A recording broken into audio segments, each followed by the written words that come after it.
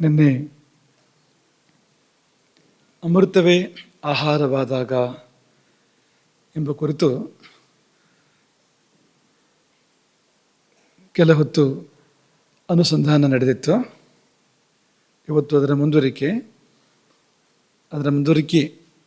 ಅಮೃತಪಾನದ ಸುತ್ತಮುತ್ತ ಎಂಬ ವಿಷಯ ಎಂದು ಇಟ್ಕೊಂಡಿರುವಂಥದ್ದು ನಿನ್ನೆಯ ಶೇಷ. ಅದಕ್ಕೆ ಮೊದಲು ಏನು ನಿಮ್ಮ ಮನಸ್ಸಿನಲ್ಲಿ ಉಳಿತು ನಿನ್ನೆಯ ಪಾಠದಿಂದ ಮತ್ತು ಏನು ತಗೊಂಡ್ರಿ ಅನ್ನೋದನ್ನು ಒಂದೊಂದು ಮಾತಲ್ಲಿ ಕೆಲವು ಜನ ನೀವು ಹೇಳಿದರೆ ಅದು ಮುಂದಿನ ಪಾಠಕ್ಕೆ ಪೀಠಿಕೆ ಆಗ್ಬೋದು.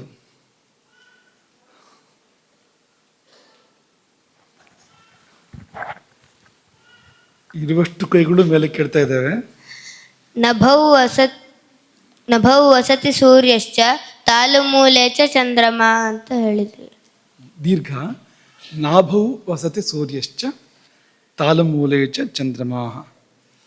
ಹಾಗಂದ್ರೆ ಏನು ಗೊತ್ತಾ ನಿಂಗೆ? ಹೇಳು. ನಾಭಿಮಂಡಲದಲ್ಲಿ ಸೂರ್ಯಮಂಡಲ ಇದೆ. ತಾಲುಮೂಲ ಅಂದ್ರೆ ನಾಲಿಗೆ ತುದಿಯಲ್ಲಿ, ಅಂದ್ರೆ ಇಲ್ಲಿ ಅಂಗುಳು ಅಂತ ಹೇಳ್ತಾರೆ. ಅದನ್ನ ಕಿರುನಾಲಿಗೆ ಅಂತಲೂ ಹೇಳೋದುಂಟು. ಒಳಭಾಗ ಮೇಲೆ ತಲೆಗೆ ಮಾರ್ಗ ಇದೆ ನೋಡಿ, ಗಂಟಲಿಂದ ತಲೆ ಕಡೆ ಹೋಗೋ ದಾರಿ ಇದೆ ನೋಡಿ, ಅಲ್ಲಿ ಆ ಪ್ರದೇಶದಲ್ಲಿ ಅಲ್ಲಿ ಸೂರ್ಯಮಂಡಲ ಇದೆ. ಚಂದ್ರಮಂಡಲ. ಸರಿ, ಬೇರೆ ಬೇರೆಯವರಿಗೆ ಕೊಡು ಸುಧನ್ವ, ಹೊಸೊಬ್ಬರಿಗೆ ಅವಕಾಶ ಕೊಡು. ಈ ಅಮೃತ ಅನ್ನೋದು ಯೋಗಿಗಮ್ಯವಾದದ್ದು. ಅದನ್ನ ಹೌದು, ಯೋಗಿಗಮ್ಯ ಅಥವಾ ಯಾರಿಗೆ ಅದು ಸಿಗುತ್ತೋ ಅವ್ರು ಯೋಗಿಗಳು ಅಂತ. ಯೋಗಿಗಳಿಗೆ ಅಮೃತ ಸಿಗುತ್ತೆ ಅಂತಲೂ ಹೇಳ್ಬೋದು. ಅದು ಸಿಕ್ಕವರು ಯೋಗಿಗಳು, ಅಮೃತ ಸಿಕ್ಕವರು, ಅಂತರಮೃತ ಸಿಕ್ಕವರು ಯೋಗಿಗಳು ಅಂತಲೂ ಹೇಳ್ಬೋದು. ಬಂಧತ್ರಯಸ್ಮಿನ್ ಪರಿಚಯಮಾನೆ ಅಂದರೆ ಮೂರು ಬಂಧಗಳನ್ನ ಯಾರು ತಿಳ್ಕೊಂಡಿರ್ತಾರೋ ಅವರು ದಾರುಣ ಕಾಲಪಾಶ ಅಂತಂದ್ರೆ ಕಾಲಪಾಶ ಇರುವುದಿಲ್ಲ ಅವರಿಗೆ ಅಂತ. ಇದು ಶಂಕರಾಚಾರ್ಯರು ಯೋಗರತ್ನಾವಳಿಯಲ್ಲಿ. ಶಂಕರಾಚಾರ್ಯರ ವಾಕ್ಯ ಅದು. ಅಂದರೆ ಅದನ್ನು ಚಮತ್ಕಾರ ಮಾಡಿದಾರಲ್ಲ ಅವರು ಯೋಗತಾರಾವಳಿಯಲ್ಲಿ, ಆ ಪಂಕ್ತಿಯಲ್ಲಿ. ಈಗ 3 ಬಗೆಯ ಬಂಧಗಳು, ಅದು ಬಂಧದ ಬಿಡುಗಡೆಗೆ ಕಾರಣ ಆಗತ್ತೆ ಅಂತ. ಮೂಲಬಂಧ, ಉಡ್ಯಾಣ ಬಂಧ ಮತ್ತು ಜಾಲಂಧರ ಬಂಧ ಎಂಬ 3 ಬಂಧಗಳು ಹೆಸರಿಗೆ ಬಂಧಗಳವು. ಆದರೆ ಮಾಡೋ ಕೆಲಸ ಏನಂದರೆ ಬಂಧ ಮೋಚನ ಅದನ್ನು ಮಾಡ್ತೇವೆ. ಬಂಧನ ಯಾವುದ್ರದ್ದಿದೆ ನಮಗೆಲ್ಲ ಅಂದರೆ ಕಾಲದ ಬಂಧನ ಇದೆ, ಕಾಲದ ಮಿತಿ ಇದೆ ಅಲ್ವಾ. ಇಂಥ ಸಂವತ್ಸರದಲ್ಲಿ ಇಂಥ ತಿಂಗಳಲ್ಲಿ ಇಂಥ ಮಿತಿಯಲ್ಲಿ ಹುಟ್ಟಿದ್ದು, ಇಂಥ ಸಂವತ್ಸರ ಇಂಥ ತಿಂಗಳು ಇಂಥ ಮಿತಿಯಲ್ಲಿ ಹೋಗಿದ್ದು ಅನ್ನುವಾಗ ಕಾಲದ ಮಿತಿ ಬಂತು. ಪ್ರತಿಯೊಂದಕ್ಕೂ ಕಾಲದ ಮಿತಿ ಬರ್ತದೆ. ಈ ಲೋಕದಲ್ಲಿದ್ದಾಗ ಕಾಲವನ್ನು ಗೆಲ್ಲೋದಕ್ಕೆ ಸಾಧ್ಯ ಇದೆ 3 ಬಂಧಗಳ ಪರಿಚಯ ಆದರೆ ಎನ್ನುವುದು ಶಂಕರಾಚಾರ್ಯರ ವಾಕ್ಯದ ತಾತ್ಪರ್ಯ. ಅಮೃತ ದ್ರವವನ್ನು ನಾವು ಸೇವಿಸ್ತಿದ್ರೆ ನಮ್ಮಲ್ಲಿ ಮುಪ್ಪು, ವಿಕಾರ, ರೋಗ ಮುಂತಾದದ್ದು ಯಾವುಗಳು ಇರ್ತಿರ್ಲಿಲ್ಲ. ನಾವು ಅಮರರಾಗ್ತಿದ್ದೀವಿ. ಅದಕ್ಕೋಸ್ಕರ ಅಗ್ನಿಯು ನಮ್ಮೊಳಗಿರುವ ಅಮೃತವನ್ನು ಸೇವಿಸ್ತಾ ಇದೆ. ಅದು ಕುಡ್ಕೊಳ್ತಾ ಇದೆ, ನಾವು ಕುಡಿಬೇಕಾಗಿತ್ತು ಅಂತ. ಜಠರಾಗ್ನಿ ದಹಿಸ್ತಾ ಇದೆ, ಜೀವಕ್ಕೆ ಸಲ್ಲಬೇಕಾಗಿತ್ತು. ಸಂದ್ರೆ ಅಥವಾ ಜಠರಾಗ್ನಿಗೆ ಬೀಳುವುದನ್ನು ತಪ್ಪಿಸಿದ್ರೆ ಸಾಕು, ನಾವು ಮೃತ್ಯುವಿನಿಂದ, ಮುಪ್ಪಿನಿಂದ, ರೋಗಗಳಿಂದ ಪಾರಾಗ್ತೇವೆ. ಸರಿ, ಅಮೃತಾಹಾರ ಹೇಳಿ ಊಟ ಶುರು ಮಾಡಬೇಕು, ಆವಾಗ ಅಮೃತ ತಿಂದಂಗೆ ಆಗ್ತದೆ. ಅಂದರೆ ಹೇಳಿ ಊಟ ಶುರು ಮಾಡಿದ ಮಾತ್ರಕ್ಕೆ ಆಗತ್ತೆ ಅಂತಲ್ಲ, ಎಲ್ಲಿಂದ ಹೇಳಿದೆ ಅದನ್ನು ಮನಸ್ಸಿಂದ ಹೇಳಬೇಕು, ಜೀವದಿಂದ, ಆತ್ಮದಿಂದ ಅದನ್ನು ಭಾವಿಸಿ ನಾವು ಊಟ ಮಾಡೋದಾದರೆ ಊಟ ಮಾಡಿದ್ದು ಅಮೃತ ಆಗೋಕ್ಕೆ ಸಾಧ್ಯ ಇದೆ, ಆ ಅಮೃತ ಸಿಗುವಂತಾಗೋಕ್ಕೆ ಸಾಧ್ಯ ಇದೆ. ಅನ್ನವೇ ಹಾಗೆ ಮಾಡಿಕೊಡತ್ತೆ. ನೀವ್ಯಾರು ಇಲ್ವಾ? ಅವ್ರಿಗೆ ಕೊಡಿ. ಕಮ್ ಅಂದ್ರೆ ಸುಖ, ಖಮ್ ಅಂದ್ರೆ ಆಕಾಶ. ಖಮ್ ಅಲ್ಪ ಪ್ರಾಣ, ಮಹಾಪ್ರಾಣ. ವ್ಯತ್ಯಾಸ ಸುಖ ಮತ್ತು ಆಕಾಶ ಅಂತ. ನಾಭಿಮಂಡಲದಲ್ಲಿ ಸೂರ್ಯಮಂಡಲ ಇರುತ್ತೆ, ಅದೇ ಅಗ್ನಿ ರೂಪವಾಗಿದ್ದಾನೆ. ದಹನಾತ್ಮಕ ಅಂದರೆ ಸೂರ್ಯ ಅಲ್ಲಿ ಅಗ್ನಿ ರೂಪನಾಗಿದ್ದಾನೆ. ಈಗ ಖಗೋಳದ ಸೂರ್ಯಮಂಡಲವು ಕೂಡ ಅಗ್ನಿ ರೂಪವೇ ಅಲ್ವಾ? ಇಲ್ಲಿ ಕಾಣ್ತಾ ಇಲ್ಲ ನಮಗೆ, ಆದರೆ ವಿಜ್ಞಾನಗಳನ್ನು ಕೇಳಿದರೆ ಅದು ಅದು ಅಗ್ನಿಮಂಡಲ, ಅದು ಅಂದರೆ ಬಹುದೂರದವರೆಗೆ ಬೆಂಕಿ ತನ್ನ ಕೆನ್ನಾಲಿಗೆಗಳನ್ನು ಚಾಚಿದೆ ಎಂಬುದಾಗಿ ಹೇಳ್ತಾರೆ ನೋಡಿ. ಅದಕ್ಕೆ ಹತ್ತಿರ ಇದೆ ಅದು ಅಂತ. ಸೂರ್ಯ ಅಗ್ನಿಯಾಗಿ ನಾಭ್ಯಮಂಡಲದಲ್ಲಿದ್ದಾನೆ. ನಮ್ಮೊಳಗಡೆ 2 ಮಂಡಲಗಳಿದೆ. ಒಂದು ಸೂರ್ಯಮಂಡಲ, ಇನ್ನೊಂದು ಚಂದ್ರಮಂಡಲ. ಸರಿ ಇದೆ. ಸೂರ್ಯಮಂಡಲದ ಗತಿ ಯಾವ ಕಡೆಗೆ ಮತ್ತು ಚಂದ್ರಮಂಡಲದ ಗತಿ ಯಾವ ಕಡೆಗೆ ಹೇಳ್ತೀರಾ? ಓ, ಅಷ್ಟೆಲ್ಲ ಬಂದ್ವಲ್ಲ. ಯಾರು ಹೇಳಿ. ಸೂರ್ಯಮಂಡಲದ ಗತಿ ಯಾವ ಕಡೆಗೆ, ಚಂದ್ರಮಂಡಲದ ಗತಿ ಯಾವ ಕಡೆಗೆ? ಸೂರ್ಯಮಂಡಲದ ಗತಿ ಊರ್ಧ್ವಗತಿ, ಚಂದ್ರಮಂಡಲ ಅಧೋಗತಿ. ಹಾಗಾಗಿಯೇ ವಿಪರೀತ ಕರಣಿ ಮಾಡಿ ಅಂತ ಹೇಳೋದು. ವಿಪರೀತ ಕರಣಿ ಮಾಡಿದಾಗ ಏನಾಗುತ್ತೆ, ಚಂದ್ರನ ಗತಿ ಅಧೋಮುಖ ಆಗಿದ್ರಿಂದ ಅದು ಕೆಳಗೆ ಹೋಗೋದೇ ಇಲ್ಲ, ಅದು ನಮ್ಮ ಕಡೆಗೆ ತಲೆ ಕಡೆಗೆ ಬರುತ್ತೆ ಅದು ಹಾಗೆ ಮಾಡಿದಾಗ. ಹಾಗೆ ಸೂರ್ಯಮಂಡಲದ ಗತಿ ಊರ್ಧ್ವಮುಖ ಆಗಿದ್ರಿಂದ ಚಂದ್ರನ ಕಡೆ ಬರೋದಿಲ್ಲ, ವಿರುದ್ಧ ದಿಕ್ಕಿಗೆ ಹೋಗುತ್ತೆ ಜ್ವಾಲೆಗಳೆಲ್ಲ. ಹೀಗಾಗಿ ಅಮೃತಕ್ಕೂ ಮತ್ತು ಸೂರ್ಯನಿಗೂ ಮಧ್ಯೆ ಒಂದು ಅಂತರ ಬಂದ್ಬಿಡುತ್ತೆ, ಅಮೃತ ನಮಗೆ ಉಳಿಯುತ್ತೆ. ಊಟ ಮಾಡುವಾಗ ಉಸಿರಾಡ್ಸ ಅವಶ್ಯಕತೆ ಇರುತ್ತೆ. ಏನು? ಊಟ ಮಾಡುವಾಗ ಉಸಿರಾಡೋದು ಸಮಸ್ಯೆ. ಉಸಿರಾಡೋದು ಬೇಕಾಗುತ್ತೆ. ಸರಿ ಹಿಡ್ಕೋ, ಸ್ಪಷ್ಟವಾಗಿ ಹೇಳು. ಊಟ ಮಾಡುವಾಗ ಉಸಿರಾಟವು ನಮಗೆ ಸಹಾಯ ಕೊಡುತ್ತೆ. ಹಾಂ, ಸರಿ. ಊಟಕ್ಕೆ ಉಸಿರಾಟ ಸಹಾಯ ಮಾಡುತ್ತೆ. ಉಸಿರಾಟ ಚೆನ್ನಾಗಿ ಇಟ್ಕೊಂಡ್ರೆ ಊಟ ಚೆನ್ನಾಗಾಗತ್ತೆ. ಉಸಿರಾಟ ಸರಿ ಮಾಡಿಕೊಂಡ್ರೆ ಜೀವನವೇ ಚೆನ್ನಾಗಾಗತ್ತೆ. ಉಸಿರು ಅನ್ನೋದು ಜೀವನದ ಪ್ರತಿನಿಧಿ, ಅದು ಸರಿಯಾದರೆ ಜೀವನವೇ ಸರಿಯಾಗತ್ತೆ. ನಾವು ಪ್ರತಿನಿತ್ಯ ಊಟ ಮಾಡ್ತೀವಲ್ಲ, ನಮಗೆ ಅದೆಷ್ಟೇ ಇಷ್ಟ ಆಗಿರಲಿ, ನಾವು ಎಷ್ಟೇ ತಿಂದರೂ ನಮಗೆ ಅದು ಸಾಕು ಅನಿಸುತ್ತೆ. ಆದರೆ ಅಮೃತ ತಿಂದರೆ ಯಾವತ್ತೂ ಸಾಕು ಅನ್ಸೋದಿಲ್ಲ. ಅಮೃತಕ್ಕೆ ಪರ್ಯಾಪ್ತಿ ಇಲ್ಲ, ಎಷ್ಟು ಸೇವಿಸಿದ್ರು ಮತ್ತು ಅದು ಬೇಕು ಅಂತಲೇ ಆಗತ್ತೆ. ನಾವು ಅಮೃತ ಆಹಾರವನ್ನೇ ಸೇವಿಸಬೇಕು. ಹೌದು, ಆದಷ್ಟು ಆಹಾರವನ್ನು ಅಮೃತಕ್ಕೆ ಹತ್ತಿರ ಮಾಡ್ಕೋಬೇಕು. ನಾವು ಅಮೃತದಲ್ಲಿ ಮುಕ್ತಾಯ ಯಾವ ಥರ ಮಾಡ್ಕೋಬೇಕು ಆಹಾರವನ್ನು? ಸೂರ್ಯಮಂಡಲ ಅಗ್ನಿಯನ್ನು ಸೂಚಿಸುತ್ತೆ, ಚಂದ್ರಮಂಡಲ ಅಮೃತವನ್ನು ಸೂಚಿಸುತ್ತೆ. ಹೌದು, ಸೂರ್ಯಮಂಡಲದಿಂದ ಅಗ್ನಿಜ್ವಾಲೆಗಳು ಮೇಲೆ ಕೇಳ್ತಾ ಇರುತ್ತೆ ನಾಭಿಯಿಂದ, ಚಂದ್ರಮಂಡಲದಿಂದ ಅಮೃತದ ಬಿಂದುಗಳು ಕೆಳಗೆ ಬೀಳ್ತಾ ಇರುತ್ತೆ. ನಾವು ಈ ಜಗತ್ತಲ್ಲಿ ತುಂಬಾ ಸಿಹಿಯಾದ ವಸ್ತು ತಿಂದ್ರೆ ಅದು ಸಾಕೊಳ್ಳ ಅನ್ಸುತ್ತೆ, ಆದ್ರೆ ಅಮೃತ ಆಗಲಿ ಇನ್ನೂ ಬೇಕೊಳ್ಳ ಅನ್ಸುತ್ತೆ. ತುಂಬ ಸಿಹಿಗಿಂತ ಸಿಹಿ ಇಲ್ಲ ಅನ್ನೋಷ್ಟು ಸಿಹಿ ಅದು, ಆದರೆ ಸಾಕು ಅಂತ ಆಗೋದಿಲ್ಲ. ಅಮೃತದ ಲಕ್ಷಣ ಅದು. ಹಸಿವು ಎಂಬುದು ಅಭಿವ್ಯಕ್ತಿ, ಅದ್ರ ಹಿಂದೆ ಒಂದು ಶಕ್ತಿ ಇದೆ. ಸರಿಯಾಗಿ ಹೇಳಿದೆ, ಆ ಶಬ್ದನೂ ಇಟ್ಕೊಂಡಿದ್ದೆ ನೀನು. ಹಸಿವು ಅನ್ನೋದೊಂದು ಅಭಿವ್ಯಕ್ತಿ ಮಾತ್ರ, ನಿಜವಾಗಿ ಅದ್ರ ಹಿಂದಿರ್ತಕ್ಕಂಥ ಅಗ್ನಿ ಇದೆಯಲ್ಲ, ಅದು ಶಕ್ತಿ. ಇದು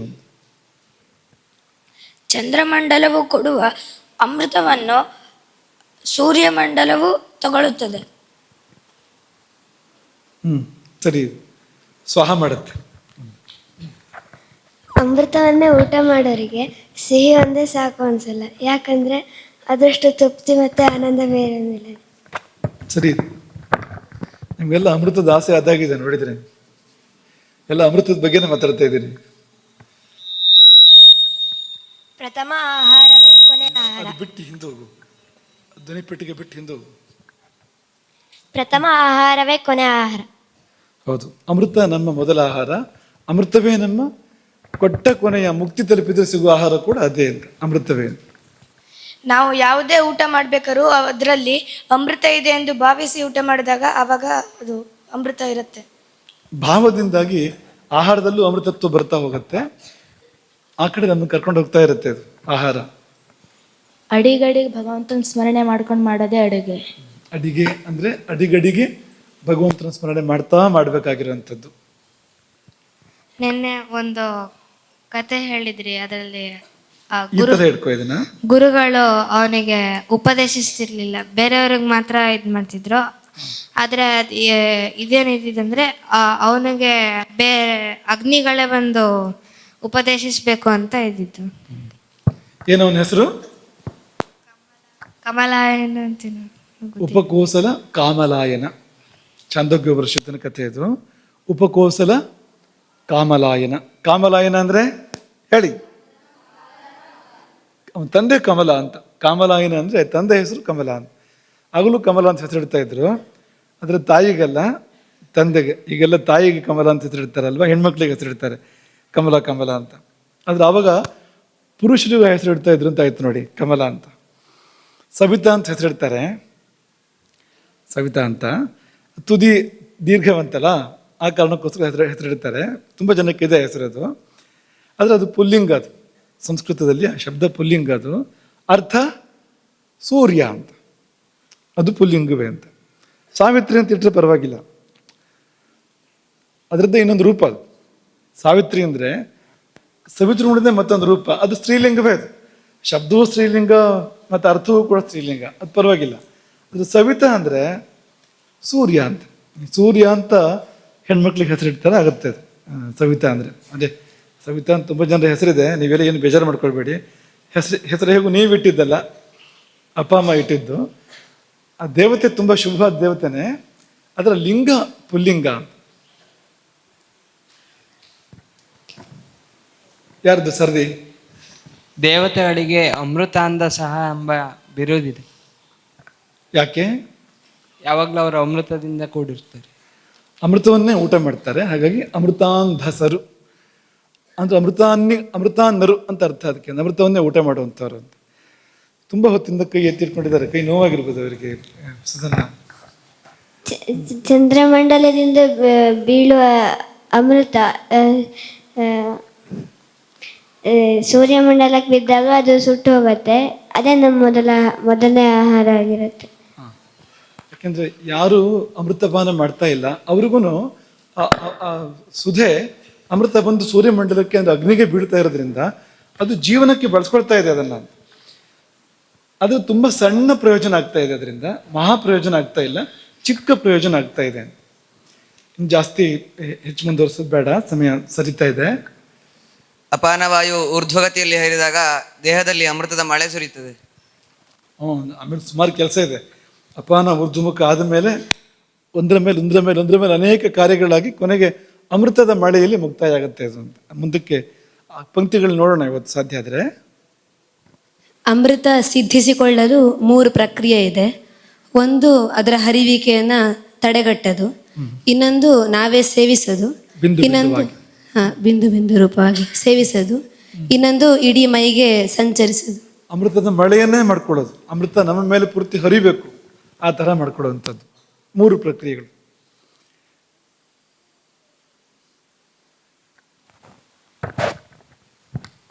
ಯೋಗಿಗಳು ನಿತ್ಯ ಅಮೃತ ಸೇವನೆ ಮಾಡ್ತಾರೆ, ಯಾವಾಗಲೂ ಮಾಡ್ತಾ ಇರ್ತಾರೆ. ಅವರಿಗೆ ಪ್ರಪಂಚ ರುಚಿಸೋದಿಲ್ಲ, ಯಾಕೆಂದರೆ ಇನ್ನೂ ರುಚಿಯಾದವ್ರಿಗೆ ಸಿಕ್ಬಿಟ್ಟಿರುತ್ತೆ, ಹಾಗಾಗಿ ಪ್ರಪಂಚ ರುಚಿಸೋದಿಲ್ಲ ಅವರಿಗೆ. ಖೇಚರಿ ಮುದ್ರದಿಂದ ನಿದ್ರೆ, ಆಲಸ್ಯ ಮುಂತಾದವುಗಳೆಲ್ಲ ಹೋಗುತ್ತೆ. ಖೇಚರಿ ಮುದ್ರೆಯಿಂದ ನಿದ್ದೆ, ರೋಗ, ಹಸಿವು ಇದೆಲ್ಲವನ್ನೂ ಜಯಿಸ್ಬೋದು. ಎಲ್ಲ ಕೆಲಸನೂ ಅದೇ ಮಾಡುತ್ತೆ ಅಂತ ಅರ್ಥ. ಅದಕ್ಕೆ ಅಂದರೆ ನಿದ್ದೆ ನಮಗೇನು ಮಾಡ್ತಾ ಇತ್ತು, ಆಹಾರ ನಮಗೇನು ಮಾಡ್ತಾ ಇತ್ತೋ, ಅಥವಾ ಬಾಯಾರಿಕೆ, ಪೇಯ ಅದೇನು ಮಾಡ್ತಾ, ಎಲ್ಲ ಕೆಲಸವನ್ನು ಅಮೃತವೇ ಮಾಡಿಕೊಡುತ್ತೆ ಅಂತ ಅರ್ಥ ಅದಕ್ಕೆ ಅಂತ. ಖೇಚರಿ ವಿದ್ಯೆಯಿಂದ ನಾಲಿಗೆಯನ್ನು ಭ್ರೂಮಧ್ಯಕ್ಕೆ ಮುಟ್ಟುವಷ್ಟು ಮಾಡಿಕೊಳ್ಳಬಹುದು. ಅಲ್ಲಿವರೆಗೆ ಬಂದರೆ ನಾಲಿಗೆಯಿಂದ ನಿಮ್ಮ ಹುಬ್ಬನ್ನು ನೆಕ್ಕೋಕೆ ನಮಗೆ ಸಾಧ್ಯ ಆದರೆ, ಹುಬ್ಬಿನ ಮಧ್ಯೆ ನೆಕ್ಕೋಕೆ ನಮಗೆ ಸಾಧ್ಯ ಆದರೆ ನಿಮ್ಗೆ ಖೇಚರಿ ಸಿದ್ಧಿ ಆಯಿತು ಅಂತ ಅರ್ಥ ಅದಕ್ಕೆ ಅಂತ. ಯಾರಾದರೂ ಪ್ರಯತ್ನ ಶುರು ಮಾಡಿದ್ದೀರಾ? ಚಾಕು ತಗೊಂಡು ಅದೆಲ್ಲ ಮಾಡಬೇಡಿ, ಮಾರ್ಗದರ್ಶನಕ್ಕೆ ತಗೊಂಡೇ ಮಾಡಬೇಕು ಹೊರತು ಪ್ರಯೋಗ ಮಾಡಬಾರ್ದು ಆ ಥರ. ಅಮೃತವನ್ನು ನಾವೇ ಸವಿಯೋದಕ್ಕೆ 3 ಥರ ಇದೆ ಅಂತ ಹೇಳಿದ್ರು. ಅದು ಒಂದು ವಿಪರೀತಕಾರಿಣಿ ಅನ್ನೋ ಒಂದು ಆಸನದಿಂದ ಸಿದ್ಧಿ ಮಾಡ್ಕೊಳ್ಬೋದು. ಇಲ್ಲ ಅಂತಂದರೆ ಎರಡನೇದಾಗಿ ನಾವೇ ಆಸ್ವಾದಿಸ್ಬೇಕು ಅಂತಂದರೆ ನಮ್ಮ ಕಿರುನಾಲಿಗೆ ಹಿಂದೆ ಹೋಗಿ ಅದನ್ನೇ ಬಿಂದು ಬಿಂದು ರೂಪವಾಗಿ ಸೇವಿಸಬೇಕು. ಇದು ಅಲ್ಲ ಅಂತಂದರೆ ಅಧೋಮುಖವಾಗಿರೋ ಅಪಾನ ವಾಯುವನ್ನು ಮೇಲ್ಮುಖವಾಗಿ ಮಾಡಿ ಅಲ್ಲಿಂದ ಅದು ಅಗ್ನಿಗೆ ಪ್ರಚೋದನೆ ಮಾಡಿ ಆ ಅಗ್ನಿ ಸೂರ್ಯಮಂಡಲವನ್ನೇ ದ್ರವವಾಗಿ ಇಡೀ ಮೈಯಲ್ಲಿ ಸ್ರವಿಸೋ ಥರ ಮಾಡಿದ್ರೆ, ಚಂದ್ರಮಂಡಲವನ್ನೇ ದ್ರವವಾಗಿ ಸುರಿಸೋ ಥರ ಮಾಡಿದ್ರೆ ಆಗ ಆ ಅಮೃತ ವ್ಯಯ ಆಗಲ್ಲ. ಸರಿ, ಇಷ್ಟಿಟ್ಕೊಳ್ಳೋಣ. ಹೇಳ್ಬಿಡು ಸಾಕು. ಮಂತ್ರ ಮತ್ತು ಜಪದಿಂದ ನಾಲ್ಗೆ ಉದ್ದ ಮಾಡ್ಕೋಬಹುದು. ಯಾವ್ದಾದ್ರು ಮಂತ್ರ ಜಪ ಅಲ್ಲ, ಅದಕ್ಕೆ ಮಂತ್ರಗಳಿದೆ. ಆ ಮಂತ್ರ ಸಾಧನೆಯಿಂದ ಹಾಗೆ ಮಾಡುವಂಥವ್ರು ಇದ್ದಾರೆ, ಕೇಚರಿ ವಿದ್ಯೆಯನ್ನು ಸಾಧಿಸ್ಕೊಳ್ಳುವಂಥವ್ರು ಇದ್ದಾರೆ. ಇಷ್ಟಿಟ್ಕೊಳ್ಳೋಣ. ಇದನ್ನು ಸ್ವಲ್ಪ ಮುಂದುವರಿಸಿ ಹೇಳೋದಾದರೆ, ಹಠಯೋಗ ಪ್ರದೀಪಿಕೆಯಲ್ಲಿ ಒಂದು ವಿಚಿತ್ರ ವಾಕ್ಯ ಇದೆ. ಆ ವಾಕ್ಯವನ್ನು ನಿಮ್ಮ ಮುಂದೆ ಹೇಳಬೇಕು ಅಂತ ಅನ್ಕೊಳ್ತೀವಿ. ಇದಕ್ಕೆ ಸಂಬಂಧಪಟ್ಟಂತೆ ಇರೋದು, ಕೇಳೋಕ್ಕೆ ಕಷ್ಟ ಆಗತ್ತೆ, ಆ ಥರ ಇದೆ. ಏನಪ್ಪ ವಾಕ್ಯ ಅಂದರೆ, ಗೋಮಾಂಸಂ ಭಕ್ಷಯೇ ನಿತ್ಯಂ. ನಿತ್ಯ ಗೋಮಾಂಸ ಭಕ್ಷಣೆ ಮಾಡಬೇಕು. ಒಂದ್ಸರಿ ಜಲ್ ಅನ್ನತ್ತಲ್ವಾ ಕೇಳ್ತಾ ಇದ್ದಾಗೇನೆ, ಹಾಗೆ ಹೇಳಿದ್ದಾರೆ. ನಿತ್ಯ ಗೋಮಾಂಸ ಭಕ್ಷಣೆ ಮಾಡಬೇಕು. ಅಲ್ಲಿಗೆ ನಿಲ್ಲಿಸಿಲ್ಲ ಅವರು. ಪಿಬೇದ ಅಮರವಾರುಣಿ, ನಿತ್ಯ ಸುರೆಯನ್ನು ಸೇವಿಸಬೇಕು, ಮದ್ಯವನ್ನು ಪ್ರತಿನಿತ್ಯವೂ ಕೂಡ ಸೇವಿಸಬೇಕು. ಏನಪ್ಪ ಸೇವಿಸಿದರೆ ಅಂದರೆ, ಕುಲೀನಂ ತಮಹಂ ಮನ್ಯೆ, ಅವನೇ ಕುಲೀನ. ಯಾರು ನಿತ್ಯ ಗೋಮಾಂಸವನ್ನು ಭಕ್ಷಣೆ ಮಾಡ್ತಾನೋ, ಯಾರು ನಿತ್ಯ ಅಮರವಾರುಣಿಯನ್ನು, ವಾರುಣಿ ಅಂದರೆ ಸುರೆಯನ್ನು ಯಾರು ಸೇವನೆ ಮಾಡ್ತಾನೋ ಅವನೇ ಕುಲೀನ. ಉಳಿದವರು ಕುಲಘಾತಕಾಹ. ಗೋಮಾಂಸ ನಿತ್ಯ ಸೇವನೆ ಮಾಡದೇ ಇದ್ದವರು ಮತ್ತು ಅಮರವಾರುಣಿಯನ್ನು, ಈ ಸುರೆಯನ್ನು ನಿತ್ಯ ಸೇವನೆ ಮಾಡದೇ ಇದ್ದವರು ಕುಲಘಾತಕರು ಎನ್ನುವ ಮಾತನ್ನ ಯೋಗಾಚಾರ್ಯರು ಹೇಳಿರುವಂಥದ್ದು. ಅದು ಎಂಥ ಅದ್ಭುತವಾಗಿರುವ ಯೋಗಾನುಭವದ ಗ್ರಂಥದ ಮಧ್ಯೆ ಬರುವಂಥ ಒಂದು ಮಾತು. ಈಗ ಮಾಂಸ ಅಂದರೆ ಅನೇಕ ಸಮಸ್ಯೆಗಳಿದೆ ಅದರಲ್ಲಿ. ಹೀಗಿರುವಾಗ ಗೋಮಾಂಸ ಅಂದರೆ ಆಯುರ್ವೇದದ ಆಚಾರ್ಯರುಗಳು ಅತ್ಯಂತ ನಿಂದ್ಯವಾದದ್ದು ಅಂತ ಹೇಳ್ತಾರೆ. ಮಾಂಸಗಳ ಸಮೂಹದ ಮಧ್ಯದಲ್ಲಿಯೇ, ಮಾಂಸ ವರ್ಗದಲ್ಲಿಯೇ ಅತ್ಯಂತ ನಿಂದ್ಯವಾಗಿರುವಂಥದ್ದು, ಅತಿ ಹೆಚ್ಚು ದೋಷಕರವಾಗಿರುವಂಥದ್ದು ಗೋಮಾಂಸ. ಗೋವಿನ ಹಾಲನ್ನು ಕೊಂಡಾಡ್ತಾರೆ, ಗೋಮಾಂಸವನ್ನು ಅತ್ಯಂತ ನಿಂದೆ ಎಂಬುದಾಗಿ ಹೇಳ್ತಾರೆ. ಹೀಗಿರುವಾಗ ಒಂದ್ಸಾರಿ ಭಕ್ಷಣೆ ಮಾಡಿದ್ರು ಕೂಡ ಜಾತಿ ಹೋಗುತ್ತೆ ಅನ್ನೋ ಮಟ್ಟಿಗಿರುವಂಥದ್ದು ಇದು ಗೋಮಾಂಸ ಅನ್ನುವಂಥದ್ದು. ಹಿಂದಿನ ಕಾಲದಲ್ಲಿ, ಮೊಘಲರ ಕಾಲದಲ್ಲೆಲ್ಲ ಈ ಹಿಂದೂಗಳನ್ನು ಜಾತಿ ಬಿಡಿಸೋದು ಮುಸಲ್ಮಾನರು ಮಾಡ್ಕೊಳ್ಳೋ ಕ್ರಮ ಹೇಗೆ ಅಂದರೆ, ಒತ್ತಾಯಪೂರ್ವಕವಾಗಿ ಗೋಮಾಂಸ ತಿನ್ನಿಸ್ತಾ ಇದ್ರು, ಬಲಾತ್ಕಾರವಾಗಿ ಗೋಮಾಂಸ ತಿನ್ನಿಸ್ತಾ ಇದ್ರು. ತಿಂದ ಮೇಲೆ ಉಳಿದ ಹಿಂದೂಗಳು ಸೇರಿಸ್ಕೊಳ್ತಾ ಇರಲಿಲ್ಲ. ಗೋಮಾಂಸ ತಿಂದೆ ನೀನು ದೂರ ನೀನು ಅಂತ. ಅನಿವಾರ್ಯವಾಗಿ ಅವನು ಮುಸಲ್ಮಾನ ಆಗಬೇಕಾಗಿ ಬರ್ತಾ ಇತ್ತು. ಇಂಥದ್ದೊಂದು ಕ್ರಮ ಇತ್ತು ಹಿಂದೆಲ್ಲ. ಇಂಥದ್ದು ಒಂದ್ಸಾರಿ ತಿಂದ ಮಾತ್ರಕ್ಕೆ ಹಾಗೆಲ್ಲ ಆಗುತ್ತೆ ಅನ್ನೋಂಥದ್ದು ದಿವಸ ತಿನ್ನೋದ್ರೆ ಏನಪ್ಪ.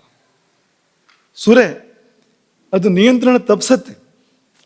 ಯೋಗ ಅಂದೇನು ನಿಯಂತ್ರಣ ಅಲ್ವಾ, ಸಂಯಮ, ನಿಯಂತ್ರಣ, ಅದಕ್ಕೆ ಯೋಗ ಅಂತಿದ್ರು. ಇದು ಏನಿಲ್ಲ, ಈ ಸುರೆಯನ್ನು ಕುಡಿದ ಮಾತ್ರದಿಂದ ನಮ್ಮ ಮೇಲೆ ನಮಗೆ ನಿಯಂತ್ರಣ ತಪ್ಪು ಹೋಗುತ್ತೆ. ಇದನ್ನು ಕುಡಿ, ಅದನ್ನು ತಿನ್ನು ಅಂದ್ರೆ ಏನಪ್ಪ ಅರ್ಥ ಅಂತ ನೀವು ದಿಗ್ಭ್ರಾಂತರಾಗಬೇಡಿ. ಮುಂದಿನ ಶ್ಲೋಕದಲ್ಲೇ ಅವರು ಅದು ಏನು ಅಂತ ವಿವರಣೆ ಕೊಡ್ತಾರೆ. ಸಮಯನೂ ಕೊಟ್ಟಿಲ್ಲ ಅವರು, ಯಾಕೆಂದರೆ ಹೋಗಿ ತಿಂದ್ಬಿಟ್ರೆ ಕಷ್ಟ ಅಂತ. ಹಾಗಾಗಿ ಕೂಡಲೇ ವಿವರಣೆ ಕೊಡ್ತಾರೆ ಮುಂದಿನ ಶ್ಲೋಕದಲ್ಲಿ. ಅಲ್ಲಿ ಗೋ ಅಂದರೆ ನಾಲ್ಗೆ ಅಂತ ಅರ್ಥ. ವಾಕನ್ನು ಗೋ ಅನ್ನೋ ಶಬ್ದದಿಂದ ಕರೆಯೋದುಂಟು. ಗೋ ಶಬ್ದಕ್ಕೆ ಹಸು ಅಂತ ಹೇಗೆ ಅರ್ಥ ಇದೆಯೋ ಹಾಗೆ ವಾಕು ಅನ್ನೋ ಅರ್ಥ ಕೂಡ ಇದೆ. ಹಾಗಾಗಿ ಗೋ ಅಂದರೆ ಅದು ನಾಲ್ಗೆ ಅಂತ, ಗೋಮಾಂಸ ಅಂದರೆ ಆ ನಾಲಿಗೆ ನುಂಗೋದಿದೆಯಲ್ಲ, ನಾವು ಕೆಚರಿ ಮುದ್ರೆಯಲ್ಲಿ ನಾಲಿಗೆಯನ್ನು ಹಿಮ್ಮುಖವಾಗಿ ತಗೊಂಡೋಗೋದಿದೆಯಲ್ಲ, ಅದನ್ನೇ ಗೋಮಾಂಸ ತಿನ್ನೋದು ಅಂತ ಹೇಳಿರೋದು ನಾವಿಲ್ಲಿ. ಗೋಶಬ್ದೇನ ಓದಿತ ಜಿಹ್ವಾ ತತ್ ಪ್ರವೇಶೋಹಿ ತಾಲುನಿ ಗೋಮಾಂಸ ಭಕ್ಷಣ.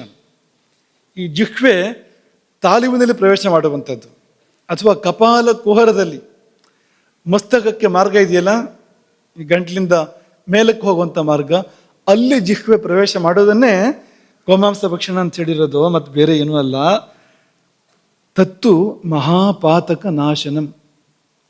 ಅದೇನಾದ್ರು ಮಾಡೋಕ್ಕೆ ಬಂದರೆ ನಮಗೆ ಮಹಾಪಾತಕಗಳು ಅಂತಿವೆ ನೋಡಿ, ಅವಕ್ಕೆ ಭಯಂಕರ ಪ್ರಾಯಶ್ಚಿತ್ತಗಳನ್ನ ಹೇಳಿದ್ದಾರೆ.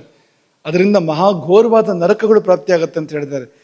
ಪರಿಹಾರ ಸುಲಭ ಇಲ್ಲ ಅದಕ್ಕೆ. ಬ್ರಹ್ಮ ಹತ್ಯೆ ಇದೆ, ಸುರಾಪಾನ ಇದೆ, ಸ್ವರ್ಣಸ್ಥೇಯ ಬಂಗಾರವನ್ನು ಕದಿಯೋದು ಅದಿದೆ, ಹೀಗೆ ಅನೇಕ ಇದೆ. ಈ ಮಹಾಪಾತಕಗಳು 5 ಇದೆ ಒಟ್ಟು. ಇದು 5 ಮಹಾಪಾತಕಗಳೇನಿದೆ ಅದನ್ನು ಕೂಡ ನಾಶ ಮಾಡಬಲ್ಲದು. ಅಂದರೆ ಯಾವ ಪಾಪಕ್ಕೆ ಪರಿಹಾರವೇ ಇಲ್ವೋ ಅಂತಹ ಪಾಪವನ್ನು ಕೂಡ ಈ ಖೇಚರಿ ವಿದ್ಯೆ ಪರಿಹಾರ ಮಾಡಬಲ್ಲದು ಅನ್ನೋದನ್ನು ಅವರು ಈ ಭಾಷೆಯಲ್ಲಿ ಹೇಳಿದ್ದಾರೆ. ಆಯಿತು, ಮತ್ತು ಈ ಸೂರ್ಯ ಕುಡಿಯೋದಂದ್ರೆ ಏನು, ಅದಕ್ಕಾದ್ರೂ ಒಂದು ಉಪಯೋಗ ಕೊಟ್ಬಿಡಿ ಅಂತ ಕೇಳಬೇಡಿ, ಯಾಕೆಂದರೆ ಅದು ಬೇರೆ ಅಂತ. ಇದು ಅದೇನಪ್ಪ ಅಂದರೆ ಅಮೃತಪಾನ ಮಾಡ್ತೇವಲ್ಲ ನಾವು, ಜಿಹ್ವೆಯನ್ನು ಹಿಮ್ಮುಖವಾಗಿ ತಗೊಂಡೋಗಿ ಕಪಾಲಕುಹರದ ಒಳಗಿಟ್ಟು ಅಲ್ಲಿಂದ ನಾವು ಆ ತಾಲು ಮೂಲಕ್ಕೆ ಹರಿದು ಬರುವಂಥ ಚಂದ್ರದ್ರವ ಸೋಮ ಅದನ್ನು ಪಾನ ಮಾಡ್ತೇವಲ್ಲ, ಅದೇ ಅಮರವಾರುಣಿ. ಅಮರವಾರುಣಿ ಶಬ್ದ ಬಳಸ್ತಾರೆ ನೋಡಿ. ಅಮರ ಅಂದರೆ ದೇವ ಅಂತ ಅರ್ಥ ಅಂತ.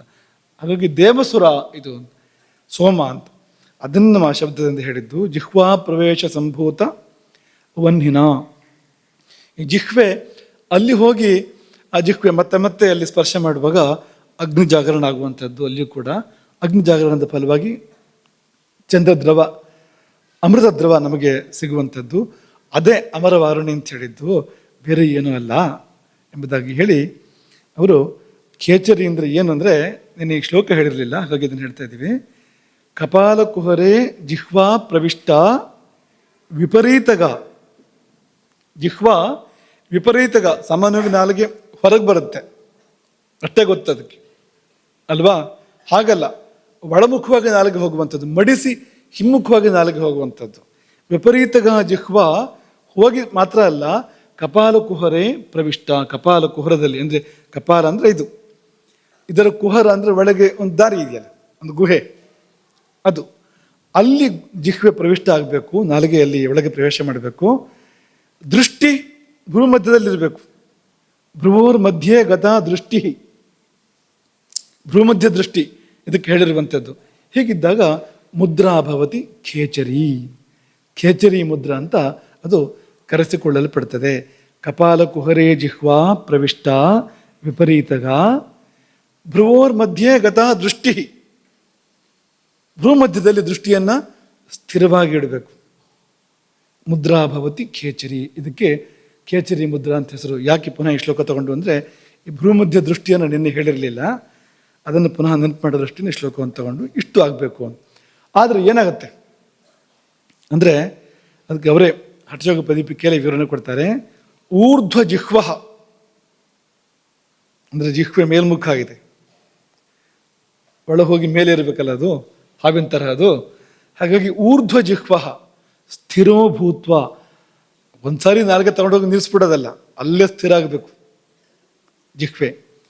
ಹೀಗೆ ಊರ್ಧ್ವ ಜಿಹ್ವನಾಗಿ ಸ್ಥಿರನಾಗಿ ಇದ್ದುಕೊಂಡು ಸೋಮಪಾನಂ ಕರೋತಿ. ಯಾರು ಸೋಮಪಾನವನ್ನು ಮಾಡ್ತಾನೋ ಅವನಿಗೇನಾಗತ್ತೆ ಅಂದರೆ 15 ದಿನದಲ್ಲಿ ಅವನು ಮೃತ್ಯುವನ್ನು ಗೆಲ್ತಾನೆ. ಇಲ್ಲಿಗೆ ತಲುಪಿದ ಮೇಲೆ, ಅಮೃತಪಾನ ಸ್ಥಿತಿಗೆ ತಲುಪಿದ ಮೇಲೆ 15 ದಿನಗಳು ಅಂತ. ಮಾಸಾರ್ಧೇನ ನ ಸಂದೇಹ, ಎಷ್ಟು ಗಟ್ಟಿಯಾಗಿ ಇಡ್ತಾರೆ ನೋಡಿ ಅವರು ಅಂತ, ಯಾವುದೇ ಸಂಶಯ ಇಲ್ಲ. ಮಾಸಾರ್ಧೇನ ಮೃತ್ಯುಂ ಜಯತಿ, ಮೃತ್ಯುವನ್ನು ಗೆಲ್ತಾನೆ ಅವನು. ಯೋಗವಿತು, ಅವನು ಯೋಗ ವಿಶಾರದನಾಗ್ತಾನೆ, ಯೋಗಜ್ಞನಾಗ್ತಾನೆ ಅಂಥೇಳಿ ಮುಂದುವರಿಸ್ತಾರೆ ಅವರು. ನಿತ್ಯಂ ಸೋಮಕಲಾಪೂರ್ಣಂ ಶರೀರಂ ಯಸ್ಯ ಯೋಗಿನಃ. ಈ ಚಂದ್ರದ್ರವ ಯಾರ ಶರೀರದಲ್ಲಿ ವ್ಯಾಪಿಸಿದೆಯೋ, ವ್ಯಾಪಿಸೋದು ಯಾವಾಗ? ನಾವು ಅದನ್ನು ತಡೆ ಹಿಡಿದಾಗ, ಸವಿದಾಗ, ಮಳೆ, ಅಮೃತದ ಮಳೆ ಏರ್ಪಟ್ಟಾಗ, ಹೀಗೆಲ್ಲ ಆಗಿ ಈ ಚಂದ್ರದ್ರವ ಯಾವ ಯೋಗಿಯ ಶರೀರವನ್ನು ವ್ಯಾಪಿಸಿದೆಯೋ ಅವನನ್ನು ತಕ್ಷಕ ಕಚ್ಚಿದ್ರೂ ಕೂಡ ಏನೂ ಆಗೋದಿಲ್ಲ ಅವನಿಗೆ. ತಕ್ಷಕ ಅಂದರೆ ನಾಗರಾಜ, ಘೋರ ವಿಷಯ ಅದು. ಕಾರ್ಕೋಟಕನ ಬಗ್ಗೆ ಹೇಳಿದ್ವಲ್ವಾ, ಅದೇ ಸ್ತರದ ಮಹಾಸರ್ಪ. ಮತ್ತೊಂದು ನವನಾಗರಗಳ ಪೈಕಿಯಲ್ಲಿ ಅವನೊಬ್ಬವನು ತಕ್ಷಕ ಅಂದರೆ. ಅವನು ಕಚ್ಚಿದ ಮೇಲೆ ದೇಹ ಸುಟ್ಟು ಬೂದಿ ಆಗತ್ತಂತೆ. ಕಚ್ಚುತ್ತಾ ಇದ್ದಂತೆಯೇ ಶರೀರದಲ್ಲಿ ಏನು ಉಳಿಯೋದಿಲ್ಲ ಅಂತ, ಜ್ವಾಲಾ ಮಾಲೆಗಳಿಂದ ಆಕೃತವಾಗಿ ಶರೀರ ಸುಟ್ಟು ಬೂದಿ ಆಗುತ್ತೆ ಅಂತ ಹೇಳ್ತಾರೆ. ಇಂಥ ತಕ್ಷಕ ಕಚ್ಚಿದರೂ ಕೂಡ ಏನೂ ಆಗೋದಿಲ್ಲ. ತಕ್ಷಕೇಣಾಪದಷ್ಟಸ್ಯ ವಿಷಂತಸ್ಯ ನ ಸರ್ಪತಿ. ಸರ್ಪ ಅಂತ ಯಾಕೆ ಕರೀತಾರೆ ಅಂದರೆ ಅದು ಹರಿದು ಹೋಗುತ್ತೆ. ಆ ಹರಿಯುವಿಕೆ ಕಾರಣ ಸರ್ಪ ಅಂತ ಕರೀತಾರೆ. ಮಾತ್ರ ಅಲ್ಲ, ಅದು ಕಚ್ಚಿದರೆ ವಿಷ ಕೂಡ ಹಾಗೆ ಅಂತ, ಸರ್ಪದ ಹಾಗೆ ಅದು ಕೂಡ ವ್ಯಾಪಿಸುತ್ತೆ, ಹರಿದು ಹೋಗುತ್ತೆ ನಮ್ಮ ಒಳಗಡೆ ಎಲ್ಲ ಅಂತ. ಹಾಗಾಗಿ ಸರ್ಪ ಅಂತ ಹೆಸರು. ಇದು ಮಾತ್ರ ಹಾಗಲ್ಲ, ತಕ್ಷಕ ಕಚ್ಚಿದ್ರು ಕೂಡ ಅವನಿಗೆ ಏನೇನು ಆಗೋದಿಲ್ಲ. ಇಂಧನಾನು ಯಥಾ ವನ್ಹಿ ತೈಲವರ್ತೀಚ ದೀಪಕಃ. ಬೆಂಕಿಗೆ ಇಂಧನ ಇದ್ದಾಗ ಬೆಂಕಿ ಯಾರು ಹೋಗೋದಿಲ್ಲ. ನೀವು ಕಟ್ಟಿಗೆ ಹಾಕ್ತಾ ಇದ್ರೆ ಅಗ್ನಿ ಯಾರು ಹೋಗೋದಿಲ್ಲ, ಉರಿತಾ ಇರುತ್ತೆ. ಹಾಗೆ ತೈಲವರ್ತೀಚ ದೀಪಕಃ, ದೀಪಕ್ಕೆ ನೀವು ಎಣ್ಣೆ ಹಾಕ್ತಾ ಇದ್ರೆ ಅದು ಎಷ್ಟೊತ್ತು ಉರಿತಾ ಇರುತ್ತೆ. ಹಾಗೆ ಈ ಸೋಮದ್ರವ ಅದು ನಮ್ಮೊಳಗೆ ಹರಿತಾ ಇದ್ರೆ, ಅದು ಬೆಂಕಿಯಲ್ಲಿ ಸುಟ್ಟು ಹೋಗದೆ ಇದ್ರೆ ದೇಹಿ ದೇಹಂ ನ ಮುಂಚತಿ. ಅವನು ದೇಹ ಬಿಡೋದೇ ಇಲ್ಲ, ಅವನು ಸಾಯೋದೇ ಇಲ್ಲ. ಹಾಗಾಗಿ ನಾವು ಹಿಂದಿನ ಕಾಲದಲ್ಲಿ ಕೇಳ್ತೇವೆ 1000 ವರ್ಷ ಬದುಕಿದ್ರು, ಇಷ್ಟು 1000 ವರ್ಷ ಬದುಕಿದ್ರು, 1000 ವರ್ಷ ಬದುಕಿದ್ರು ಅಂದರೆ ಬದುಕೋಕೆ ಸಾಧ್ಯ ಇದೆ. ಅದು ಸಾಧ್ಯ ಹೇಗಿದೆ ಅಂದರೆ, ನಿಮಗೆ ಅಮೃತ ಸಿಕ್ತು ಅಂತಂದರೆ, ನಿಮ್ಮೊಳಗೆ ನಿಮಗೆ ಅಮೃತ ಸಿಕ್ತು ಅಂತಂದರೆ ನೀವು ಎಷ್ಟು ಕಾಲವೂ ಕೂಡ ಬದುಕಬಹುದು. ಹಾಗಾದರೆ ಈ ಸೋಮಪಾನಗಳಿಂದ ತುಂಬ ಹೋಗ್ಬೇಕಾಗುತ್ತಲ್ಲ ಪ್ರಪಂಚ. ಸೋಮಪಾನಿಗೆ ಸಾವಿಲ್ಲ ಅಂತಾದರೆ, ಅಮೃತಪಾನಿಗೆ ಸಾವಿಲ್ಲ ಅಂತಾದರೆ ಇನ್ನೂ ಇರಬೇಕಾಗುತ್ತಲ್ಲ ಅವರೆಲ್ಲ. ಅಂದರೆ ಅವರಿಗೆ ಇಚ್ಛೆ ಇರೋದಿಲ್ಲ. ಏನಾಗಬೇಕು ಅವರಿಗೆ ಇಲ್ಲಿ ಈ ಪ್ರಪಂಚದಲ್ಲಿ? ಅಮೃತ ಸಿಕ್ಕಿದ ಮೇಲೆ, ಅಮೃತ ಆಸ್ವಾದನೆ ಮಾಡೋಕೆ ಪ್ರಾರಂಭ ಮಾಡಿದ ಮೇಲೆ ಅವ್ರಿಗೆ ಇಲ್ಲಿ ಇದ್ಬಿಡಬೇಕು ಅಂತ ಅನಿಸೋದಿಲ್ಲ. ಅಂತ ಯಾಕೆಂದರೆ ಇದೆಲ್ಲ ಸಪ್ಪೆ ಆಗುತ್ತೆ ಅವರಿಗೆ. ಹಾಗಾಗಿ ಅವರು ಯಾರಿಗೆ ಈ ಅಮೃತ ಸಿಕ್ಕಿರುತ್ತೆ, ಅಮೃತಪಾನದ ಗುಟ್ಟು ಗೊತ್ತಾಗಿರುತ್ತೆ, ಅವರು ಮತ್ತೆ ಮತ್ತೆ ಹೋಗಿ ಅಮೃತಪಾನ ಮಾಡೋಕ್ಕೆ ಇಷ್ಟಪಡ್ತಾರೆ. ಮತ್ತೆ ಮತ್ತೆ ಅಂತರ್ಮುಖರಾಗ್ತಾ ಇರ್ತಾರೆ ಅವರು. ಸದಾ ಅದನ್ನೇ ಮಾಡೋಕ್ಕೆ ಬಯಸ್ತಾರೆ ಅವರು. ಮಾಡ್ತಾ ಮಾಡ್ತಾ ಅಲ್ಲೇ ಲೀನರಾಗ್ತಾರೆ ಹೊರತು ಮತ್ತೆ ಕೆಳಗಿಡಿದು ಬರೋಕೆ ಇಷ್ಟಪಡೋದಿಲ್ಲ. ಹಾಗಾಗಿ ಸೋಮಪಾನಿಗಳು ಪ್ರಪಂಚವನ್ನು ಬಿಟ್ಟು ಹೋಗುವಂಥದ್ದು ಹೊರತು ಯಮ ಬಂದವ್ರನ್ನ ಎಳ್ಕೊಂಡು ಹೋಗೋ ಪ್ರಶ್ನೆ ಇಲ್ಲ. ಯಮ ದೂರದಿಂದಲೇ ಕೈ ಮುಗಿಬೇಕು ಅವರಿಗೆ. ಹಾಗಾಗಿ ಅವನಿಗೆ ತಸ್ಯ ಯಮೇನ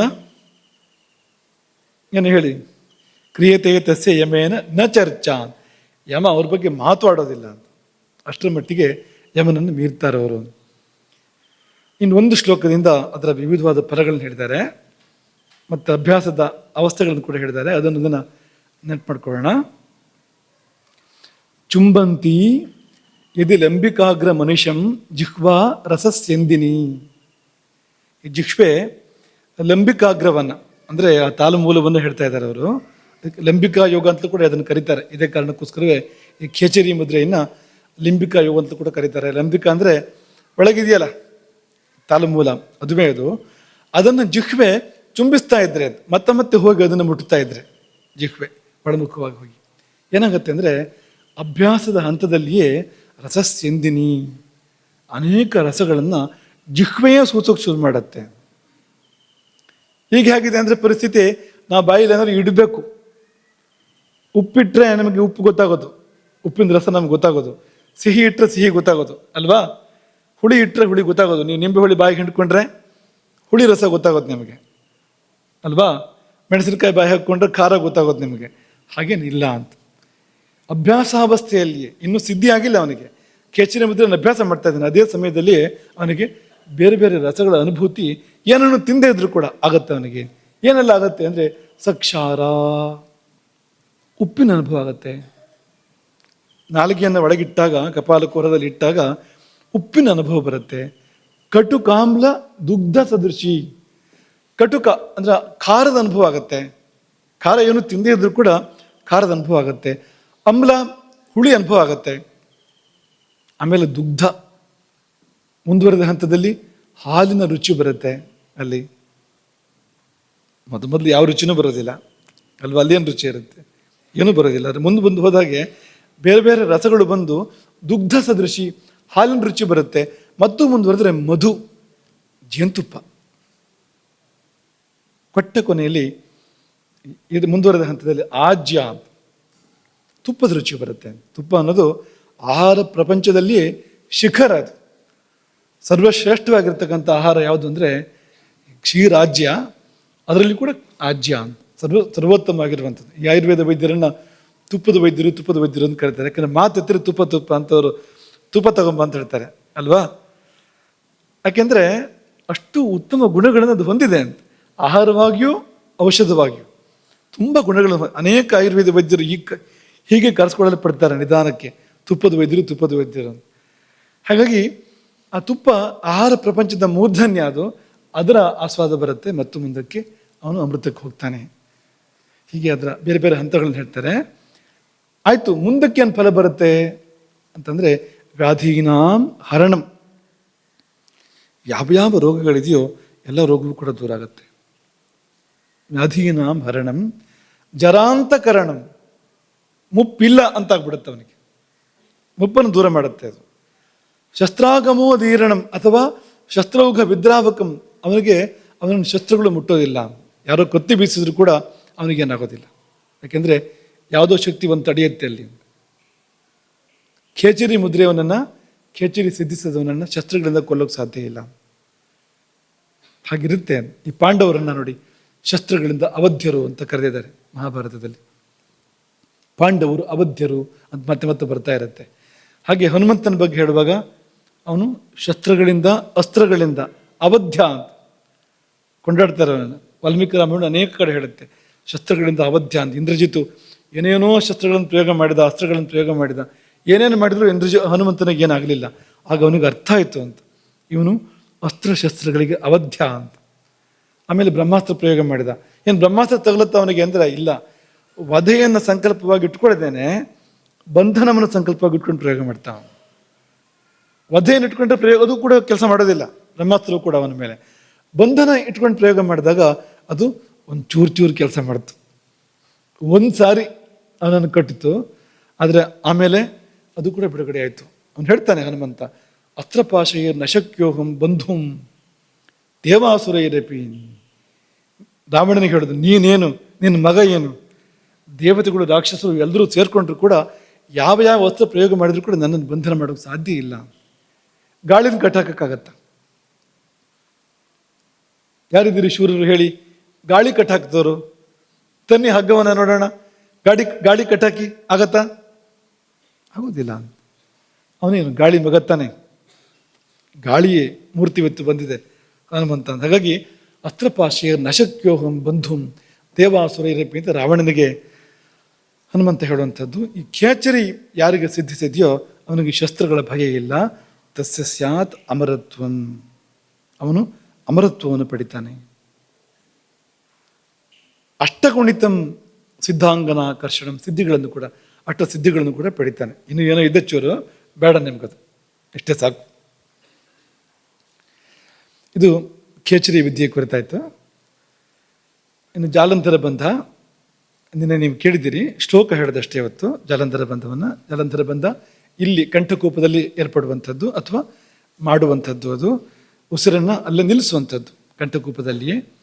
ಹೀಗೆ ಗಲ್ಲವನ್ನು ಕಂಠಕೂಪಕ್ಕೆ ಆನಿಸಿ ಮಾಡಬಹುದು. ಅನೇಕ ಯೋಗಿಗಳಿಗೆ ಹಾಗೆ ಸಮಾಧಿಗೆ ಅವರು ಹೋದಾಗ ಸಿದ್ಧ ಆಗಿರುತ್ತೆ ತನ್ನಷ್ಟಕ್ಕೆ ಜಾಲಂಧರ ಬಂಧ ಎನ್ನುವಂಥದ್ದು. ಅದೊಂದು ಅದ್ಭುತವಾಗಿರುವಂಥ ಬಂಧ ಅದು. ಆ ಜಾಲಂಧರೇ ಕೃತೆ ಬಂಧೆ, ಜಾಲಂಧರ ಬಂಧವನ್ನು ಏರ್ಪಡಿಸ್ಕೊಂಡಿದ್ದೇ ಹೋದಾದರೆ ಹೇಗಿರುತ್ತೆ ಅದು ಅಂತ ಕೇಳಿದರೆ, ಕಂಠ ಸಂಕೋಚ ಲಕ್ಷಣಿ, ಕಂಠವನ್ನು ಸಂಕೋಚ ಮಾಡುವಂಥದ್ದು, ಅದೇ ಜಾಲಂಧರ ಬಂಧ. ಅದನ್ನೇನಾದ್ರು ಮಾಡಿದ್ದೇ ಹೋದಾದರೆ ನ ಪೀಯೂಷಂ ಪತತ್ಯಗ್ನೋ, ಈ ಪೀಯೂಷವು ಅಮೃತವು ಅಗ್ನಿಯಲ್ಲಿ ಬಿದ್ದು ಸುಟ್ಟು ಹೋಗೋದಿಲ್ಲ.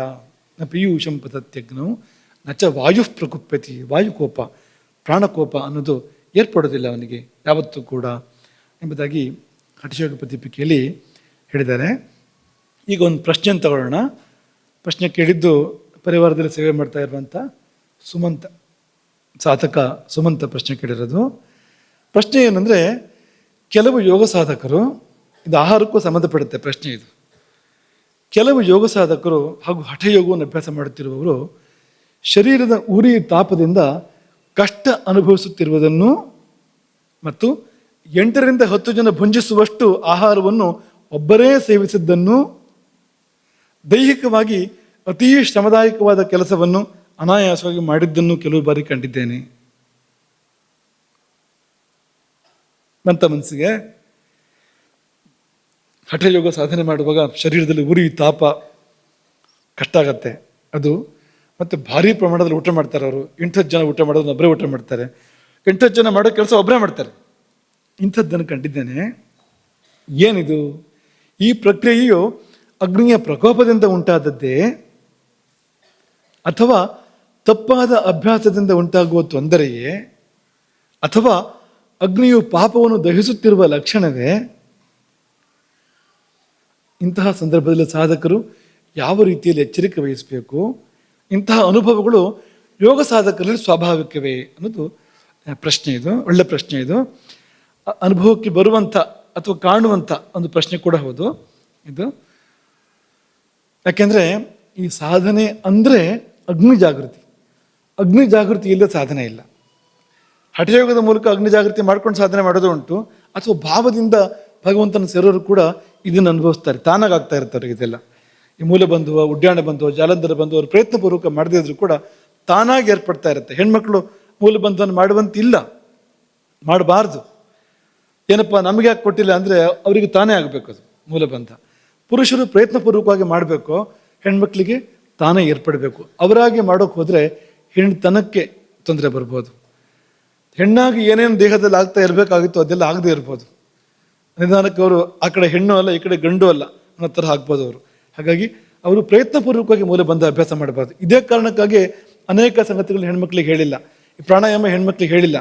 ಯಾಕೆ ಹೇಳಿಲ್ಲ ಅಂತಂದರೆ ಪ್ರಾಣಾಯಾಮವನ್ನು ಮೂಲಬಂಧ ಮಾಡದೆ ಪ್ರಾಣಾಯಾಮ ಮಾಡಿದರೆ ಏನು ಪ್ರಯೋಜನ ಇಲ್ಲ ಪ್ರಾಣಾಯಾಮಕ್ಕೆ. ಅದು ಸುಮ್ಮನೆ ಉಸಿರಿನ ಅಭ್ಯಾಸ, ಬ್ರೀದಿಂಗ್ ಎಕ್ಸರ್ಸೈಸ್ ಅಂತ ಹೇಳ್ತಾರಲ್ಲ ಅಷ್ಟೇ ಆಗಿರುತ್ತೆ ಹೊರತು ಪ್ರಾಣಾಯಾಮ ಅಂತ ಆಗೋದಿಲ್ಲ. ಅದು ಪ್ರಾಣಾಯಾಮ ಅಂತ ಆಗಬೇಕಾದ್ರೆ ಮೂಲಬಂಧ ಮಾಡಬೇಕು.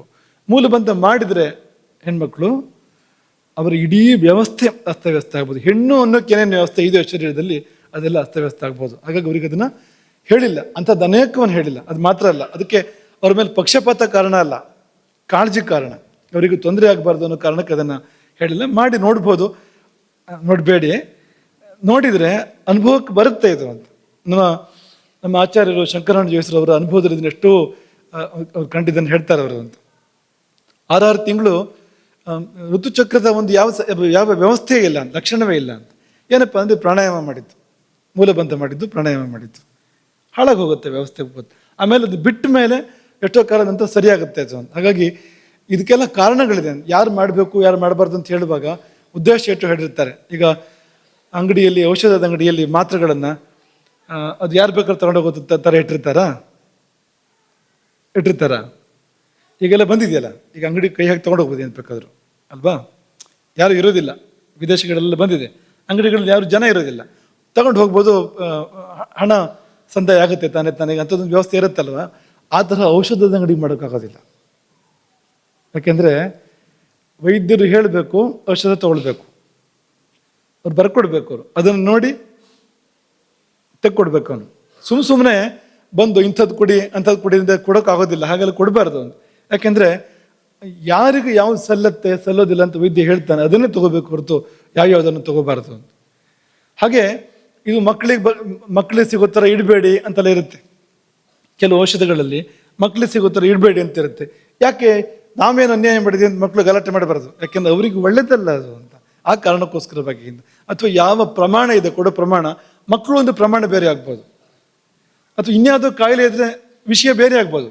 ಅದನ್ನು ಕೊಡಬೇಕು ಕೊಡಬಾರ್ದು, ಎಷ್ಟು ಕೊಡಬೇಕು ಅನ್ನೋದಕ್ಕೆ ವ್ಯವಸ್ಥೆ ಬೇರೆ ಆಗ್ಬೋದು ಅಂತ. ಹಾಗಾಗಿ ಇವೆಲ್ಲವೂ ಕೂಡ ಮಂತ್ರಗಳನ್ನು ಎಲ್ಲರೂ ಉಚ್ಚಾರಣೆ ಮಾಡಬೇಡಿ ಅನ್ನುವಾಗ ಕಾರಣ ಇದು. ಒಂದು ಮೂಲಬಂಧ ಬೇಕು. ಅದಕ್ಕೆ ಪೂರ್ಣ ಫಲ ಕೊಡಬೇಕಾದ್ರೆ ಮೂಲಬಂಧ ಬೇಕು.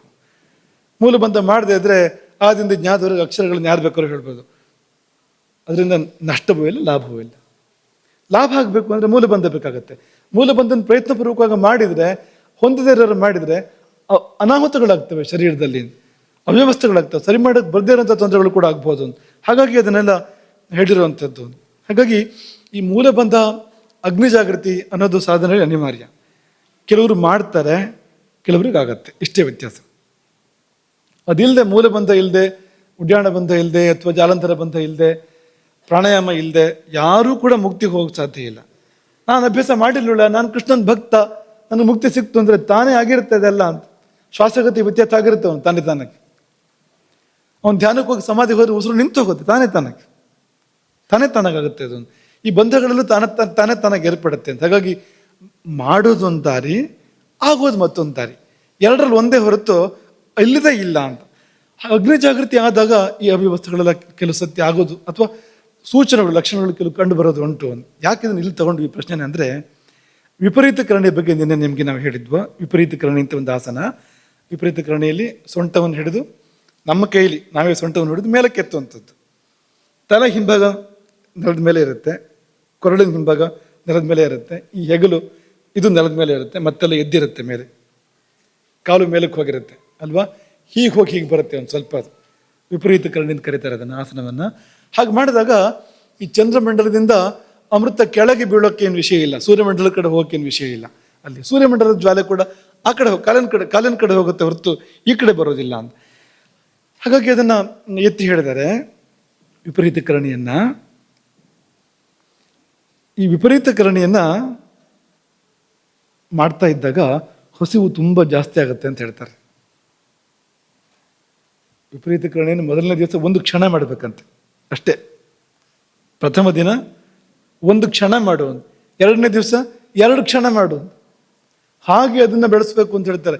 ಗಡಿಬಿಡಿ ಮಾಡಿ ನಾನು ಅರ್ಧ ಗಂಟೆ ನಿಂತುಬಿಡ್ತೀನಿ ಅಂತ ಥರ ಹೋಗೋದಲ್ಲ. ಅಲ್ಲಿ ಮೆಲ್ಲನೆ ಅಭ್ಯಾಸ ಮಾಡ್ತಾ ಹೋಗ್ಬೇಕು, ಅದನ್ನು ಕಾರಣ ಕೇಳಿರುವಂಥದ್ದು. ಆಮೇಲೆ ಒಂದು ಯಾಮ ಹಾಗೆ ಇರಬೇಕು. ಸಿದ್ಧಿ ಆಗೋದು ಯಾವಾಗ ಅಂತಂದರೆ, ಒಂದು ಯಾಮ ಅಂದರೆ 3 ಗಂಟೆ ಹಿಂದೆ ಮುಂದೆ ಅಂತ ಅಂದ್ಕೊಳ್ಳಿ. ಅಷ್ಟು ಕಾಲ ಸುಖವಾಗಿ ಕೆಲವು ಯೋಗಶಾಲೆಗಳಲ್ಲಿ ಕಟ್ಟಿಟ್ಬಿಡ್ತಾರೆ, ಬಗ್ಗಿಸಿ ಪೂರ್ತಿ. ಅವೆಲ್ಲ ಪೂರ್ತಿ ವಾತ ಪ್ರಕೋಪಕ್ಕೆ ಕಾರಣ ಆಗ್ಬೋದು ಹಾಗೆಲ್ಲ ಮಾಡಿದರೆ. ಅದೆಲ್ಲ ಒಲಿಸಿ ಒಗ್ಗಿಸ್ಕೊಂಡು ಮಾಡ್ತಾ ಹೋಗಬೇಕು. ಹಾಗೆ ಮಾಡಿದಾಗ 3 ಗಂಟೆಗಳ ಕಾಲ ಅದೇ ಸ್ಥಿತಿಯಲ್ಲಿ ಇದ್ದರೆ ಅದು ಒಲಿಯಿತು ಅಂತ, ವಿಪರೀತ ಕರಣಿ ಒಲಿಯಿತು ಅಂತ. ಆಮೇಲೆ ಮುಂದಿನ ಕಾರ್ಯಕ್ರಮ ಪ್ರಾರಂಭ ಆಗುವಂಥದ್ದು ಯಾವುದು, ಅದು ಕೊಡುವಂಥ ಮಹಾಫಲಗಳು ಆಮೇಲೆ ಪ್ರಾರಂಭ ಆಗುವಂಥದ್ದು. ವಿಪರೀತ ಕರಣಿ ಆ ಭಂಗಿ ಸರಿ ಬರಬೇಕು, ಉಸಿರಾಟ ಸರಿ ಇರಬೇಕು, ತತ್ಸಂಬಂಧವಾಗಿರುವಂಥ ಉಸಿರಾಟ ಸರಿ ಇರಬೇಕು, ಸುಖವಾಗಿ ಒಂದು ಯಾಮ ಇರೋಕ್ಕೆ ಸಾಧ್ಯ ಆಗಬೇಕು. ಅಲ್ಲಿಗೆ ಅದಾಯಿತು ಅಂತ ವಿಪರೀತ ಕರಣಿ ಅಂತ. ಒಂದು ಕ್ಷಣದಿಂದ ಪ್ರಾರಂಭ ಆಗುವಂಥದ್ದು. ಈ ವಿಪರೀತ ಕರಣಿನ ಅಭ್ಯಾಸ ಮಾಡುವಾಗ ನಿತ್ಯಂ ಅಭ್ಯಾಸಯುಕ್ತಸ್ಯ ಜಠರಾಗ್ನಿ ವಿವರ್ಧಿನಿ.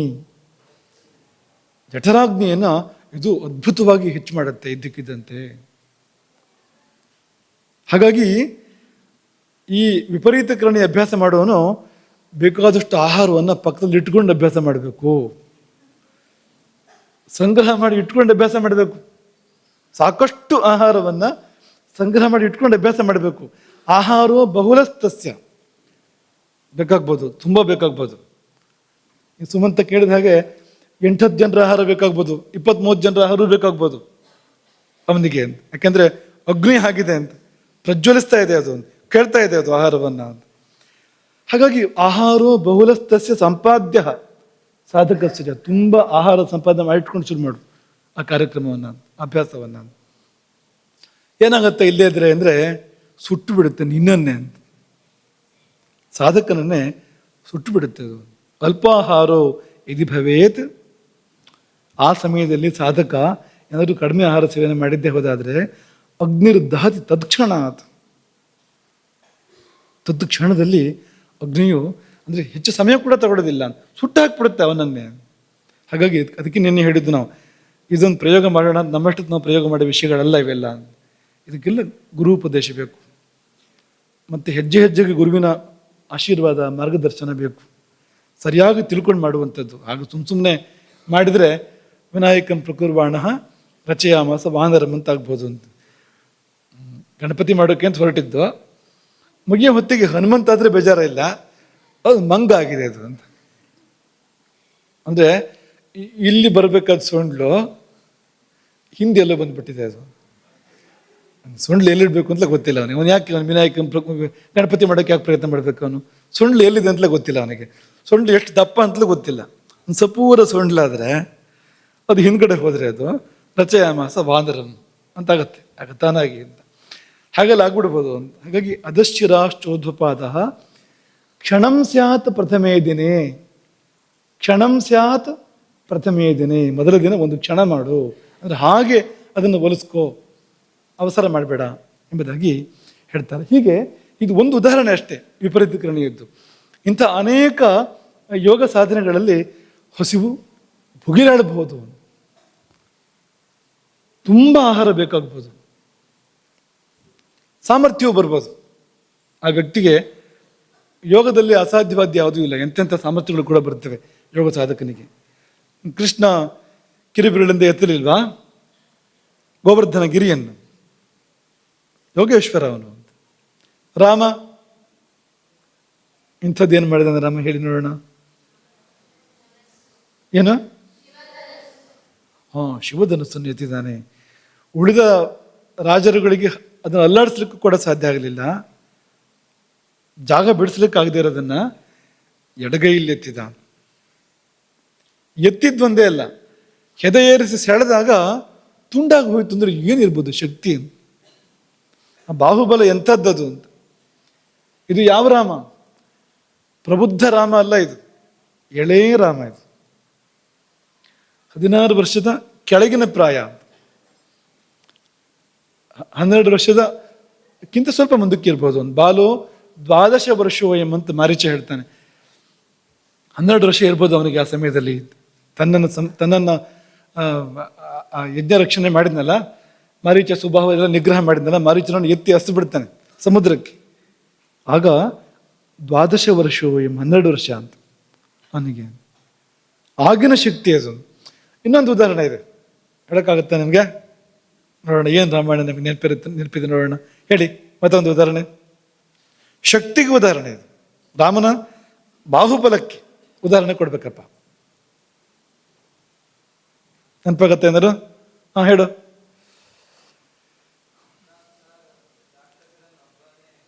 ಅದು ಹೌದು, ಆದರೆ ಅದು ವೇಗ, ಅದು ವೇಗ ಮತ್ತು ಕೌಶಲ ಅಂತ. ತಾಕತ್ತಿಗೆ ಉದಾಹರಣೆ ಕೊಡಬೇಕು. ಹೇಳು, ಜೋರಾಗಿ ಹೇಳು.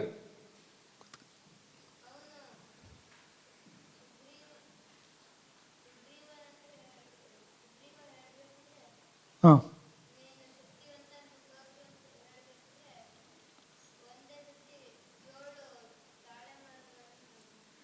ಸುಮಾರು ಹತ್ತಿರ ಬಂದೆ ನೀನು. ಒಂದೇ ಬಾರಿ 7 ತಾಳ ವೃಕ್ಷಗಳನ್ನ ಸಪ್ತ ತಾಳ ವೃಕ್ಷಗಳನ್ನ ಕತ್ತರಿಸಿದ ಅಂತ ಬರುತ್ತಲ್ವಾ? ಸಪ್ತ ಸಾಲ ವೃಕ್ಷಗಳನ್ನ ಕತ್ತರಿಸಿದ ಅಂತ ಬರುತ್ತೆ ನೋಡಿ. ಅದೊಂದು ಅದ್ಭುತವಾದ ಕೌಶಲ ಮತ್ತು ಅಸ್ತ್ರಬಲ.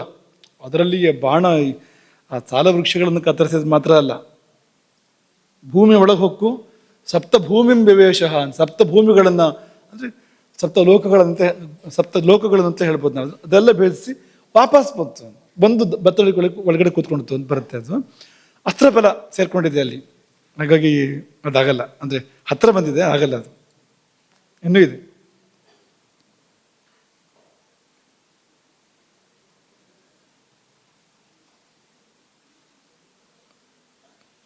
ಹೇಳ್ಬೇಕಾ? ನೀನು ಹೇಳ್ತೀಯಾ? ಹೇಳು.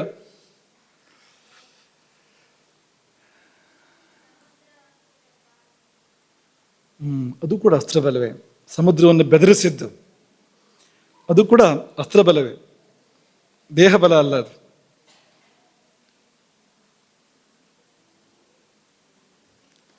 ಸೋತ್ರ ಇದ್ರೆ ನಾವು ಹೇಳೋಣ ಅಂತಿದ್ದೀವಿ. ಸೋತ್ರ ನೀವು ಗೆಲ್ಬೇಕಾಗಿತ್ತು. ಆಯ್ತು, ಸುಗ್ರೀವನ ಪ್ರಕರಣ ಹೇಳಿದ್ನಲ್ಲ, ಅಲ್ಲೇ ಹತ್ತಿರ ಇದೆ ಇದು. ಸುಗ್ರೀವ, ಅವನಿಗೆ ಧೈರ್ಯ ಇರಲಿಲ್ಲ. ರಾಮ ಸುಗ್ರೀವನಿಗೆ ಹೇಳಿದ್ದೇನು, ನೀನು ಹೋಗಿ ವಾಲಿಯನ್ನು ಯುದ್ಧಕ್ಕೆ ಕರಿ, ಅವನು ಹೊರಗಡೆ ಬರಲಿ, ಆಗ ಅವನನ್ನು ಸಂಹಾರ ಮಾಡ್ತಾನೆ ಅಂತ ರಾಮ ವಾಲಿಗೆ ಹೇಳಿದ್ದು, ಸುಗ್ರೀವನಿಗೆ ಹೇಳಿದ್ದು. ಸುಗ್ರೀವನಿಗೆ ಧೈರ್ಯ ಇಲ್ಲ. ಏನಾದ್ರು ವಾಲಿಯನ್ನು ಸಂಹಾರ ಮಾಡೋ ಶಕ್ತಿ ರಾಮನಿಗೆ ಇದ್ದರೆ ಪರವಾಗಿಲ್ಲ, ಇಲ್ಲ ಇದ್ದರೆ ಪೆಟ್ಟು ತಿಳ್ಕೊಂಡು ಬರಬೇಕಾಗತ್ತೆ. ಸುಗ್ರೀವ ಬರೋಕ್ಕಾಗುತ್ತೋ ಎಲ್ಲೋ ಗೊತ್ತಿಲ್ಲ, ಜೀವಂತ. ಹಾಗಾಗಿ ನೀನು ತೋರಿಸು, ನಿಂಗೆ ವಾಲಿ ಸಂಹಾರ ಮಾಡೋ ಶಕ್ತಿ ಇದೆ ಅಂತ ತೋರಿಸು ಅಂತ ಕೇಳಿದಾಗ, ಏನು ಮಾಡಿದ್ರೆ ನಂಬ್ತೀಯ ನೀನು? ವಾಲಿ ಸಂಹಾರ ಮಾಡೋ ಶಕ್ತಿ ನನಗಿದೆ ಅಂತ ಏನನ್ನು ತೋರಿಸಿದ್ರೆ ನಂಬ್ತೀಯ ಅಂತ ರಾಮ ಕೇಳ್ತಾನೆ. ಅದಕ್ಕೆ ಸುಗ್ರೀವ ಹೇಳಿದ್ದು 2 ಸಂಗತಿಗಳು. ಒಂದು, ಸಪ್ತ ಸಾಲ ವೃಕ್ಷಗಳ ಛೇದನ, ಒಂದೇ ಬಾಣದಿಂದ ಆ 7 ಸಾಲ ವೃಕ್ಷಗಳನ್ನು ಛೇದನ ಮಾಡಬೇಕು, ಅದೊಂದು. ಇನ್ನೊಂದು, ದುಂದುಭಿಯ ಅಸ್ಥಿಪಂಜರ ಇದೆಯಲ್ಲ, ಪರ್ವತಾಕಾರದ ಅಸ್ಥಿಪಂಜರ ಇದೆಯಲ್ಲ, ಅದನ್ನು ವಾಲಿ ಎತ್ತುತ್ತಾ ಇದ್ದ, ನೀನು ಕೂಡ ಎತ್ತಬೇಕು ಅದನ್ನು ಅಂತ. ರಾಮ ಎತ್ತಿದ್ನ, ಅದನ್ನ ಎತ್ತಲಿಲ್ಲ ಅಲ್ವಾ? ಏನು ಮಾಡ್ದ ಮತ್ತೆ? ಪಾದಾಂಗುಷ್ಠೇನ, ಅದು ಎಲುಬಾಗಿದ್ರಿಂದ ಕೈಯಿಂದ ಮುಟ್ಟಿಲ್ಲ ರಾಮ. ಅದನ್ನು ಮಾಡಲೇಬೇಕಾಗತ್ತೆ. ಸುಗ್ರೀವನಿಗೆ ವಿಶ್ವಾಸ ತರಿಸ್ಬೇಕು ಅಂದರೆ ಅದ್ರ ಕೈಯಿಂದ ಮುಟ್ಲಿಲ್ಲ. ಮತ್ತೇನು ಮಾಡಿದ? ಪಾದಾಂಗುಷ್ಠೇನ ಅಂದ್ರೆ ಕಾಲ ಹೆಬ್ಬೆರಳ ತುದಿಯಿಂದ ಚಿಮ್ಮಿದ. ಅದು 10 ಯೋಜನ ದೂರ ಹೋಗಿಬಿತ್ತಂತೆ. ದಶಯೋಜನ, 10 ಯೋಜನ ದೂರ ಹೋಗಿಬಿತ್ತು. ಯಾವಾಗ ಅಂದರೆ ಕಾಲ ಬೆರಳ ತುದಿಯಿಂದ ಚಿಮ್ಮಿದಾಗ. ಅಂದರೆ ಏನು ತಾಕತ್ತಿರಬೇಕು ಅಂತ. ಯಾವುದನ್ನು ವಾಲಿ ಕಷ್ಟದಿಂದ ಎತ್ತುತ್ತಾ ಇದ್ನೋ, ದುಂದುಭಿಯ ಒಡಲ ಧರೆಯಿಂದ ಲಮರೇಂದ್ರ ಸುತ ಎಲ್ಲಿವರೆಗೆ ಎತ್ತುತ್ತಾ ಇದ್ದ ಅಂದರೆ ಮೊಳಕಾಲವರೆಗೆ ಅಂತ, ಸಾಹಸದಿಂದ. ಆದರೆ ರಾಮ ಅದನ್ನೇ ಒಂದು ಬೆರಳಿನಿಂದ 10 ಯೋಜನ ದೂರ ಚಿಮ್ಮಿದಾಗ ಅವನಿಗೆ ನಂಬಿಕೆ ಬಂತಂತೆ, ಇದು ಸಾಧ್ಯ ಅಂತ. ಪೂರ ಬರಲಿಲ್ಲ ಅಂತ ಹೇಳ್ತಾರೆ, ಆಗಲೂ ಕೂಡ ಚೌಕಾಸಿ ಮಾಡಿದ ಮತ್ತೆ ಅಂತ. ಅದು ಆವಾಗ ರಕ್ತ ಮಾಂಸ ಎಲ್ಲ ಇತ್ತು ವಾಲಿ ಎತ್ತಿದಾಗ. ಈಗ ಹೋಗಿದೆ ಅದೆಲ್ಲ, ತೂಕ ಎಲ್ಲ ಹೆಚ್ಚಿ, ಅಸ್ಥಿಯಲ್ಲಿ ತುಂಬ ತೂಕ ಇರುತ್ತೆ, ಯಾವಾಗಲೂ ಸಾಕಷ್ಟು ತೂಕ ಇರುತ್ತೆ ಅಸ್ಥಿಯಲ್ಲಿ. ಆಗ ಈ ಸಪ್ತಸಾಲ ವೃಕ್ಷಗಳ ಛೇದನ ಮಾಡಿದ ಅಂತ ಬರುತ್ತೆ ಅದ ನಂತರ. ಆದರೆ ಆ ಜಾಗದಲ್ಲಿ ಶಕ್ತಿ ಎಷ್ಟು ರಾಮನಿಗೆ ಅಂತ ಗೊತ್ತಾಗುತ್ತೆ. ಯೋಗೇಶ್ವರ ಅಂತ ಅದೇ ಕಾರಣ ಅದಕ್ಕೆ. ಹಾಗಾಗಿ ಯೋಗದಲ್ಲಿ ಅದ್ಭುತ ಸಾಮರ್ಥ್ಯ ಸಂಪಾದನೆ ಆಗುತ್ತೆ, ಆಗೋದಿಲ್ಲ ಅಂತಿಲ್ಲ, ಅದು ಕೂಡ ಆಗುತ್ತೆ. ಆದರೆ ಕೇವಲ ಯೋಗದ್ದು ಅಂತ ಮಾತ್ರ ಹೇಳೋಕ್ಕಾಗೋದಿಲ್ಲ ಇದನ್ನು. ಯೋಗದಲ್ಲಿ ಇಂಥ ಹಸಿವು ಉಂಟಾಗತ್ತೆ. ಎಷ್ಟು ದಿವಸ ಅಂದರೆ ಯಾವುದೋ ಹಂತದಲ್ಲಿ ಆದರೂ ಕೂಡ 1-2 ದಿವಸ, 3 ದಿವಸ, 15 ದಿವಸ, 1 ತಿಂಗಳು ಇರಬಹುದು. ಹಾಗೆ ಇದ್ಬಿಡೋದಿಲ್ಲ ಯಾವಾಗಲೂ ಕೂಡ. ಅದು ಯಾವುದೋ ಒಂದು ಸಂದರ್ಭಕ್ಕೆ ಆ ರೀತಿ ಆಗ್ಬೋದು ಅದು, ಆದರೆ ನಿರಂತರವಾಗಿ ಅದು ಮುಂದುವರಿಯೋಕ್ಕೆ ಸಾಧ್ಯ ಇಲ್ಲ. ಹಾಗೆ ಮುಂದುವರಿತಾ ಇದೆ ಅಂದರೆ ಇದು ಬೇರೆ ಏನೋ ಅನ್ನೋ ಒಂದು ಶಂಕೆಯನ್ನು ಕೊಡುತ್ತೆ ಅದು ಅಂತ. ಅದು ಯೋಗ ಆಗದೇ ಇರ್ಬೋದು, ಅದು ಬೇರೆ ಏನೋ ಆಗಿರ್ಬೋದು. ಯಾಕೆಂದರೆ ಈ ತೀಕ್ಷ್ಣಾಗ್ನಿ ಹೀಗೆ ಮುಂದುವರೆದ್ರೆ ತೊಂದರೆ ಮಾಡುತ್ತೆ. ಅದು ಅತಿಪುಷ್ಟಿಯನ್ನು ಉಂಟು ಮಾಡಿ ಅನೇಕ ರೋಗಗಳಿಗೆ ಕೂಡ ಕಾರಣ ಆಗ್ಬೋದು. ಅದು ಒಂದೇ ಸಮ ತಿನ್ನೋ ಥರ ಮಾಡಿ ಅನೇಕ ರೋಗಗಳಿಗೆ ಕೂಡ ಕಾರಣ ಆಗ್ಬೋದು ಅದು. ಹಾಗಾಗಿ ಅದಲ್ಲ, ಯೋಗದ್ದಲ್ಲ ಅದು. ಮುಂದುವರೆದಾಗ ಅಲ್ಪಕಾಲಕ್ಕವಾಗಿ ಬಂದರೆ ವಿಷಯ ಬೇರೆ, ಆದರೆ ದೀರ್ಘಕಾಲಕ್ಕೆ ಮುಂದುವರೆದಾಗ ಅದು ಯೋಗದ್ದು ಅಂತ ಹೇಳೋದು ಕಷ್ಟ ಆಗುತ್ತೆ ಅದು. ಮತ್ತೇನಾಗಿರ್ಬೋದು ಅಂದರೆ ಯಾವುದಾದ್ರು ಶಕ್ತಿ ಪ್ರವೇಶ ಮಾಡಿರ್ಬೋದು, ಸಾಧ್ಯತೆ ಇದೆ. ಗ್ರಹಗಳು ಅಂತ ಹೇಳ್ತಾರೆ. ಗ್ರಹಗಳು ಅಂದರೆ ಈ ನವಗ್ರಹಗಳಲ್ಲ, ಬೇರೆ ಬಂದು ಹಿಡ್ಕೊಳ್ತಕ್ಕಂಥ ಶಕ್ತಿಗಳು ಇರ್ತವೆ. ಅವಕ್ಕೆ ತುಂಬ ಆಹಾರ ಬೇಕು, ಅಂಥವಕ್ಕೆ ಶಕ್ತಿನೂ ಬರುತ್ತೆ, ಈ ಸಾಧ್ಯತೆ ಇದೆ. ಹಾಗಾಗಿ ಇದು ಕೇವಲ ಸಾಧನೆಯ ಕುರುಹು ಮಾತ್ರ ಆಗದೇನೆ ಯಾವುದೋ ಒಂದು ದುರ್ಲಕ್ಷಣ ಕೂಡ ಆಗಿರ್ಬೋದು ಅಂತ ನೋಡ್ಕೋಬೇಕು, ಜಾಗ್ರತೆ ಮಾಡಬೇಕು ಆ ಸಮಯದಲ್ಲಿ ಅಂತ. ಹಾಗಾಗಿ ಯಾವುದೋ ಒಂದು ಸಿದ್ಧಿಯಿಂದಲೂ ಕೂಡ ಆಗ್ಬೋದು, ಇದು ಸಿದ್ಧಿಯಿಂದಲೂ ಆಗ್ಬೋದು. ಆದರೆ ಆ ಸಿದ್ಧಿ ಕೂಡ ತುಂಬ ಒಳ್ಳೆಯದೇನೂ ಅಲ್ಲ. ವ್ಯುತ್ಥಾನೇ ಸಿದ್ಧಯ, ವ್ಯಾವಹಾರಿಕ ಪ್ರಪಂಚದಲ್ಲಿ ಸಿದ್ಧಿಗಳು ಅವು. ಆದರೆ ಸಮಾಧವು ಉಪಸರ್ಗ, ಅದು ಮುಕ್ತಿಯ ಸಾಧನೆಯಲ್ಲಿ ವಿಘ್ನಗಳು ಇವೆಲ್ಲವೂ ಕೂಡ ಈಗೂ ಕೂಡ ಆಗಿರೋಕ್ಕೆ ಸಾಧ್ಯತೆ ಇದೆ. ವ್ಯಕ್ತಿ ನೋಡಿ ಹೇಳಬೇಕಾಗ್ಬೋದು ಇದನ್ನು ಅಂತ. ಯಾರು ಬಲ್ಲವರು, ತಜ್ಞರು, ತತ್ತು ಅಂದರೆ ಅದನ್ನು ಆ ಯೋಗ ವಿದ್ಯೆಯನ್ನು ಬಲ್ಲಂಥವರು ನೋಡಿ ತೀರ್ಮಾನ ಮಾಡಬೇಕಾಗಿ ಬರ್ಬೋದು. ಆದರೆ ಯೋಗದಲ್ಲೂ ಕೂಡ ಇದಿದೆ. ಅಗ್ನಿ ಭುಗಿಲೆದ್ದು ತುಂಬ ಆಹಾರ ಕೇಳ್ತಕ್ಕಂಥ ಸಂದರ್ಭಗಳು ಇದೇ ಉದಾಹರಣೆ, ವಿಪರೀತಕರಣಿ ಉದಾಹರಣೆ ಅದಕ್ಕೆ. ಇನ್ನು ಕೊನೆಯದಾಗಿ ನಿನ್ನೆ ನಿಮ್ಗೆ ಹೇಳಿದ ಪ್ರಕ್ರಿಯೆಯನ್ನು ಚೂರು ಬಿಡಿಸಿ ಹೇಳಬೇಕು ಅಂತ ಅಂದ್ಕೊಂಡ್ವು. ಮೂಲಬಂಧ.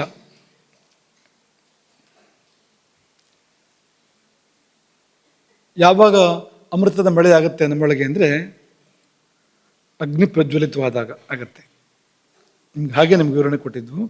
ಬಿಸಿ ಏರ್ಪಡುತ್ತೆ, ಅಗಾಧವಾದ ಅನೂಹ್ಯವಾದ ಒಂದು ಬಿಸಿ ನಮ್ಮೊಳಗೆ ಏರ್ಪಡುತ್ತೆ ಅಲ್ವಾ, ಹೇಳಿದ್ವು ಅಲ್ವಾ. ಅದನ್ನು ಸೂತ್ರಗಳಿಗೆ ಒಳಪಟ್ಟ ಬದುಕ ನೀ ನಡೆಸುತ್ತೀರೆ, ಸೂತ್ರಗಳಿಗೆ ಒಳಪಟ್ಟ ಬದುಕ ನೀ ನಡೆಸುತ್ತೀರೆ, ಹರಡಿ ಮೈಯೊಳು ಬಿಸಿಯ ಜ್ವಲಿಸೆ ಕಾಯಾಗ್ನಿ. ಮೈಯಲ್ಲಿ ಬಿಸಿಯನ್ನು ಹರಡಿ ಕಾಯಾಗ್ನಿ ಜ್ವಲಿಸಿದರೆ ಆಗ ಕೋಟಿ ಜನ್ಮದ ಗಾಢ ನಿದ್ದೆಯನ್ನು ತೊರೆದೆದ್ದು ಸಾಗುವಳು ಪರಮಪದದೆಡೆಗೆ ಕುಂಡಲಿನಿ. ಅಗ್ನಿ ಪ್ರಜ್ವಲಿತ ಆಗಬೇಕು, ಮೈಯಲ್ಲಿ ಬಿಸಿ ಹುಟ್ಟಬೇಕು ಅಲ್ವಾ. ಬಿಸಿ ಹುಟ್ಟಬೇಕು ಅಂದ್ರೆ ಏನು ಮಾಡಬೇಕು ಅಂದರೆ ಕೂತ್ಕೋ, ಬಿಸಿ ಹುಟ್ಟತ್ತೆ. ಯಾವ ಆಸನವರು ಆಗ್ಬೋದು, ಸರಿಯಾದ ಆಸನ ಆಗಬೇಕು. ಕೂತ್ಕೊಂಡು ನೀವು ಒಂದು 3 ತಾಸು ಕೂತ್ಕೋ, ಒಂದು ಯಾಮ ಆಸನ ಸ್ಥಿತಿ ಅವಧಿ ಅದು. 3 ತಾಸು ಕೂತ್ಕೋ, ಅಲ್ಲಿ ಬಿಸಿ ಹುಟ್ಟುತ್ತಾ ಇಲ್ಲ ನೋಡು, ಕೂತ್ಕೊಳ್ಳಲ್ಲಿ ಬಿಸಿ ಹುಟ್ಟುತ್ತಾ ಇಲ್ವ ನೋಡು. ಅಂದರೆ ಅದೊಂದು ಸಣ್ಣ ಕುರುಹು ಅಂತ, ಸಣ್ಣ ಚಿಹ್ನೆ ಅಂತ. ಕೂತ್ಕೊಂಡ್ರೆ ಅಲ್ಲಿ ಬಿಸಿ ಹುಟ್ಟಬೇಕು. ನಮ್ಗೆ ಎಲ್ಲೋ ಬಿಸಿ ಹುಟ್ಟಿದ್ರೆ ಪ್ರಯೋಜನ ಇಲ್ಲ, ಆಸನ ಸ್ಥಾನದಲ್ಲಿ ಬಿಸಿ ಹುಟ್ಟಬೇಕು. ಕುಂಡಲಿ ಇರೋದಲ್ಲಿ ಆ ಕುಂಡಲಿಗೆ ಎಚ್ಚರ ಉಂಟಾಗಬೇಕು ಅಂದರೆ ಅಲ್ಲಿ ತಲೆ ಇಟ್ಕೊಂಡು ಮಲಗಿದಾಳೆ ಅವಳು. ಕುಂಡಲಿ ತಲೆ ಇಟ್ಕೊಂಡು ಮಾತ್ರ ಅಲ್ಲ, ಈ ಸುಷುಮ್ನಾ ನಾಡಿಯ ದ್ವಾರವನ್ನು ಬಾಯಿಂದ ಕಚ್ಚಿಕೊಂಡು, ಬಾಯಿ ತೆರೆದು ಸುಷುಮ್ನಾ ನಾಡಿಯ ದ್ವಾರವನ್ನು ನುಂಗಿಕೊಂಡು ನಿದ್ದೆ ಮಾಡ್ತಾ ಇದ್ದಾಳೆ. ಯಾರು ಪ್ರವೇಶ ಮಾಡಬಾರ್ದು ಅಲ್ಲಿ, ತಡೆ ಒಡ್ಡಿ ಆಕೆ ನಿದ್ದೆ ಮಾಡ್ತಾ ಇರುವಂಥದ್ದು. ಆ ಕುಂಡಲಿನಿಯ ನಿದ್ದೆ ಅನ್ನೋದು ನಮಗೆ ಯೋಗಕ್ಕೆ ತಡೆಯೋದು, ಪ್ರವೇಶ ಮಾಡೋಕ್ಕೆ ಆಗೋದಿಲ್ಲ. ಮೊದಲನೇ ಹೆಜ್ಜೆಯಲ್ಲೇ ಆಕೆ ತಡೆ ಹೊಡ್ತಾಳೆ ಅಂತ. ಆಗ ನಮಗೆ ಎಚ್ಚರ ಬಂದು ಈ ಕಾರ್ಯಗಳನ್ನೆಲ್ಲ ಮಾಡ್ತಾ ಇರ್ತೇವೆ. ನೋಡೋದು, ಕೇಳೋದು, ಮಾತಾಡೋದು ಎಲ್ಲ ಮಾಡ್ತೇವಲ್ಲ. ಯಾವಾಗ ಮಾಡ್ತೇವೆ ಅಂದರೆ, ಹೋಗಿ ಅವಳು ಆ ಸುಷುಮ್ನ ದ್ವಾರವನ್ನು ನುಂಗಿ ಮಲ್ಕೋಬೇಕು, ನಿದ್ದೆ ಮಾಡಬೇಕು. ಅವಳು ನಿದ್ದೆ ಮಾಡಿದರೆ ನಾವು ಎಚ್ಚರಾಗ್ತೇವೆ. ಅವಳು ಎಚ್ಚೆತ್ತರೆ ನಾವು ನಿದ್ದೆ ಮಾಡ್ತೇವೆ. ಯಾವ ನಿದ್ದೆ? ಯೋಗ ನಿದ್ದೆಯನ್ನು ಮಾಡ್ತೇವೆ. ಶ್ಲೇಷ್ಮ ತಮಸ್ಸು ಸೇರಿದಾಗ ಈ ನಿತ್ಯ ನಾವು ಮಾಡುವಂಥ ಜಾಡ್ಯ ನಿದ್ರೆ, ಶ್ಲೇಷ್ಮ ಮತ್ತು ಸತ್ವಗುಣ ಸೇರಿದಾಗ ಅಜಾಡ್ಯ ನಿದ್ರೆ, ಯೋಗ ನಿದ್ರೆ ಏರ್ಪಡುತ್ತೆ. ಆ ಶ್ಲೇಷ್ಮ ಸತ್ವಗಳು ಸೇರಿದ ಯಾವಾಗ ಅಂತಂದರೆ, ಈ ಕುಂಡಲಿನಿಗೆ ಎಚ್ಚರ ಆಗಬೇಕು. ಅವಳು ಬಾಯಿ ಬಿಟ್ಟು ಈ ಕಡೆ ಬರಬೇಕು. ಅವಳು ಈ ಕಡೆ ಬರೋದಲ್ಲ, ಅದರೊಳಗೆ ಪ್ರವೇಶ ಮಾಡ್ತಾಳೆ. ಯಾವುದನ್ನು ಕಚ್ಕೊಂಡು ಮಲಗಿದ್ಲೋ ಸುಷುಮ್ನ ದ್ವಾರವನ್ನು, ಅದರೊಳಗೆ ಪ್ರವೇಶ ಮಾಡ್ತಾಳೆ ಅವಳು. ಹಾಗಾಗಬೇಕು ಅಂದರೆ ಅಲ್ಲಿ ಬಿಸಿ ಹುಟ್ಟಬೇಕು. ಬಿಸಿ ಹುಟ್ಟಬೇಕು ಅಂದರೆ ಕೂತ್ಕೋಬೇಕು. ಕೂತ್ಕೊಂಡ್ರೆ ಬಿಸಿ ಹುಟ್ಟುತ್ತೆ. ಸುಖಾಸನವೇ ಆದರೂ ಕೂಡ ಸರಿಯಾಗಿ ಬೆನ್ನು ಕತ್ತು ನೇರವಾಗಿ ಇಟ್ಕೊಂಡು ಸ್ಥಿರವಾಗಿ ಅಚಲವಾಗಿ ಗಂಟೆಗಟ್ಟಲೆ ಕೂತ್ಕೊಂಡ್ರೆ ಬಿಸಿ ಹುಟ್ಟುತ್ತೆ ಆಗಲೂ ಕೂಡ. ಆದರೆ ಕೆಲವು ಆಸನಗಳಿದೆ, ಆಸನಗಳು ಇನ್ನೂ ಬೇಗ ಬಿಸಿ ಹುಟ್ಟಿಸುತ್ತವೆ. ಉದಾಹರಣೆಗೆ ಸಿದ್ಧಾಸನ ಇದೆ. ಸಿದ್ಧಾಸನದಲ್ಲಿ ಹಿಮ್ಮಡಿ ಹೋಗಿ ಮೂಲಕ್ಕೆ ಹೋಗಿ ತಗುಲುವಂಥದ್ದು. ಮೂಲ ಅಂತ ಯಾವುದನ್ನು ಕರೀತಾರೋ ಅದಕ್ಕೆ ವಿಸರ್ಜನಾಂಗಗಳ ನಡುವೆ ಅದನ್ನು ಸೀವನಿ ಅಂತ ಕರೀತಾರೆ. ಸೀವನಿ ಅಂದರೆ ಸೇರಿಸಿ ಹುಳಿದಂತೆ ಇದೆ ಅಂತ, ಅಲ್ಲಿ ಅಂಥ ಒಂದು ಜಾಗ ಇದೆ ಅಲ್ಲಿ. ಅಲ್ಲಿಗೆ ಹೋಗಿ ಹಿಮ್ಮಡಿ ಒತ್ತಿದರೆ, ಈ ಮೈಯ ಭಾರ ಬಿದ್ದರೆ, ಆ ಹಿಮ್ಮಡಿಯ ಮೇಲೆ ಇಡೀ ಮೈಯ ಭಾರ ಬಿದ್ದರೆ, ಹಿಮ್ಮಡಿಯ ಮೂಲವನ್ನು ಒತ್ತಿದರೆ ಸಮಯ ಕಳೆದಂತೆ ಬಿಸಿ ಬೆಂಕಿ ಆಗತ್ತೆ. ಅದು ಅಸಾಧಾರಣವಾದ ಬಿಸಿ ಏರ್ಪಡುತ್ತೆ ಅಲ್ಲಿ. ಹಾಗಾಗಿ ಈ ಮಾತನ್ನು ಹೇಳಿರುವಂಥದ್ದು. ಪಾರ್ಷ್ಣಿ ಭಾಗೇನ, ಪಾರ್ಷ್ಣಿ ಅಂದರೆ ಹಿಮ್ಮಡಿ, ಪಾರ್ಷ್ಣಿ ಭಾಗೇನ ಸಂಪೀಡ್ಯ ಯೋನಿ ಮಾಕುಂಚಯೇದ್ ಗುದಂ ಅಂತ ಮೇಲಕ್ಕೆ ಕೇಳ್ಕೊಳ್ಬೇಕು. ಯಾವುದನ್ನು? ಮೂಲವನ್ನು ಅಥವಾ ಗುದವನ್ನು. ಅದು ಆಂಗಿಕವಾಗಿರುವಂಥ ಭಾಷೆ, ಅದು ಯೌಗಿಕವಾದ ಭಾಷೆ. ಅಂದರೆ ಮೂಲವನ್ನು ಮೇಲಕ್ಕೆ ಕೇಳ್ಕೊಳ್ಬೇಕು. ಆ ಮೇಲಕ್ಕೆ ಸೆಳೆಯುವುದೇ ಮೂಲಬಂಧ, ಸೆಳೆದು ಹಿಡ್ಕೊಳ್ಳುವಂಥದ್ದು. ಅದನ್ನೇ ಮೂಲಬಂಧ ಅಂತ ಕರೆಯುವಂಥದ್ದು. ಅಪಾನ ಮೂರ್ಧ್ವಮಾಕೃಷ್ಯ ಮೂಲಬಂಧೋಭಿಧೀಯತೆ. ಅಪಾನವನ್ನು ಸೆಳಿಬೇಕು ಮೇಲಕ್ಕೆ ಅಂತ. ಯಾಕೆಂದರೆ ಸುಮ್ಮನೆ ಮೇಲಕ್ಕೆ ಬರೋದಿಲ್ಲ, ಅದು ಕೆಳಮುಖವೇ ಗತಿ ಅದರದ್ದು. ಸಣ್ಣ ಪ್ರಯತ್ನದಲ್ಲಿ ಅದು ಮೇಲ್ಮುಖ ಆಗೋದಿಲ್ಲ, ಅದು ಭಾರಿ ಪ್ರಯತ್ನ ಬೇಕು ಅದಕ್ಕೆ. ಹಾಗಾಗಿ ಭಾರಿ ಪ್ರಯತ್ನ ಬೇಕು ಮಾತ್ರ ಅಲ್ಲ, ಮತ್ತೆ ಮತ್ತೆ ಪ್ರಯತ್ನ ಬೇಕು. ನಾವು ಸೆಳೆದಂತೆ ಅದು ವಾಪಸ್ ಸೆಳೆಯುತ್ತೆ. ನಾವು ಸೆಳೆದಂತೆ ಅದು ವಾಪಸ್ ಮತ್ತೆ ಬಿಟ್ಕೊಡುತ್ತೆ, ಅದು ತಾನಾಗಿ ಅಂತ. ಮತ್ತೆ ಮತ್ತೆ ಮತ್ತೆ ಮತ್ತೆ ಮತ್ತೆ ಮತ್ತೆ ಮೂಲವನ್ನು ಮೇಲಕ್ಕೆ ಸೆಳೆದಾಗ, ಗುದವನ್ನು ಆಕುಂಚನ ಮಾಡಿದಾಗ ಏನಾಗುತ್ತೆ ಅಂದರೆ, ಅಧೋಗತಿಂ ಅಪಾನಂವ ಊರ್ಧ್ವಗಂ ಕುರುತೆ. ಈ ಕೆಳಗೆ ಹರಿಯುವ ಅಪಾನ ನಮ್ಮ ಕಾಟ ತಡಿಲಾರದೆ ಮತ್ತೆ ಮತ್ತೆ ಮತ್ತೆ ಮತ್ತೆ ನಾವು ಕಾಟ ಕೊಟ್ಟಾಗ ಅದಕ್ಕೆ ಮೇಲ್ಮುಖ ಆಗತ್ತೆ ಅಂತ. ಹಾಗಂದ್ರೆ ಏನು ಅಂದರೆ, ಅಪಾನವು ಪ್ರಾಣವಾಗತ್ತೆ, ಪ್ರಾಣದ್ದು ಊರ್ಧ್ವಗತಿ. ಆ ಧರ್ಮವನ್ನು ಅಪಾನ ಹೊಂದಿದಾಗ ಅದನ್ನೇ ಪ್ರಾಣಾಪಾನಗಳ ಐಕ್ಯ ಅಂತ ಕರೆಯೋದು. ಪ್ರಾಣ ಯಾವುದು, ಅಪಾನ ಯಾವುದು? ಎರಡೂ ಊರ್ಧ್ವಗತಿಯೇ. ಮುಗ್ದೋಯ್ತು, ಪ್ರಾಣದ್ದೇ ಅವತಾರ ಇದು ಅಂತಾಗೋಯ್ತು ಅಂತ. ಅದಾಗುತ್ತೆ, ಅದು ಏರ್ಪಡತ್ತೆ. ಹಾಗಾಗಿ ಒಂದೋ ಈ ದೇಹ ಭಾಗವನ್ನು ಮೇಲ್ಮುಖವಾಗಿ ಸೆಳ್ಕೊಳ್ಳೋ ಅಂಥದ್ದು, ಅಥವಾ ನಮಗೆ ಸಾಧ್ಯ ಇದ್ದರೆ ಅಪಾನವನ್ನೇ ಮೇಲಕ್ಕೆ ಸೆಳೆಯುವಂಥದ್ದು. ಚೂರು ಸೂಕ್ಷ್ಮ, ಎಲ್ಲರಿಗೂ ಗೊತ್ತಾಗದೇ ಇರ್ಬೋದು ಹಾಗೆ ಮಾಡೋದಕ್ಕೆ ಅದನ್ನು ಅಂತ. ಅಪಾನವನ್ನೇ ಮೇಲಕ್ಕೆ ಸೆಳೆಯಬೇಕು, ಅಥವಾ ಪ್ರಾಣಾಯಾಮದ ಮೂಲಕ ಮಾಡಬೇಕು. ಅದನ್ನೇ ಅಪಾನೇ ಜುಹುತಿ ಪ್ರಾಣಂ, ಪ್ರಾಣೇ ಪಾನಂ. ಅದೇ ಅದು.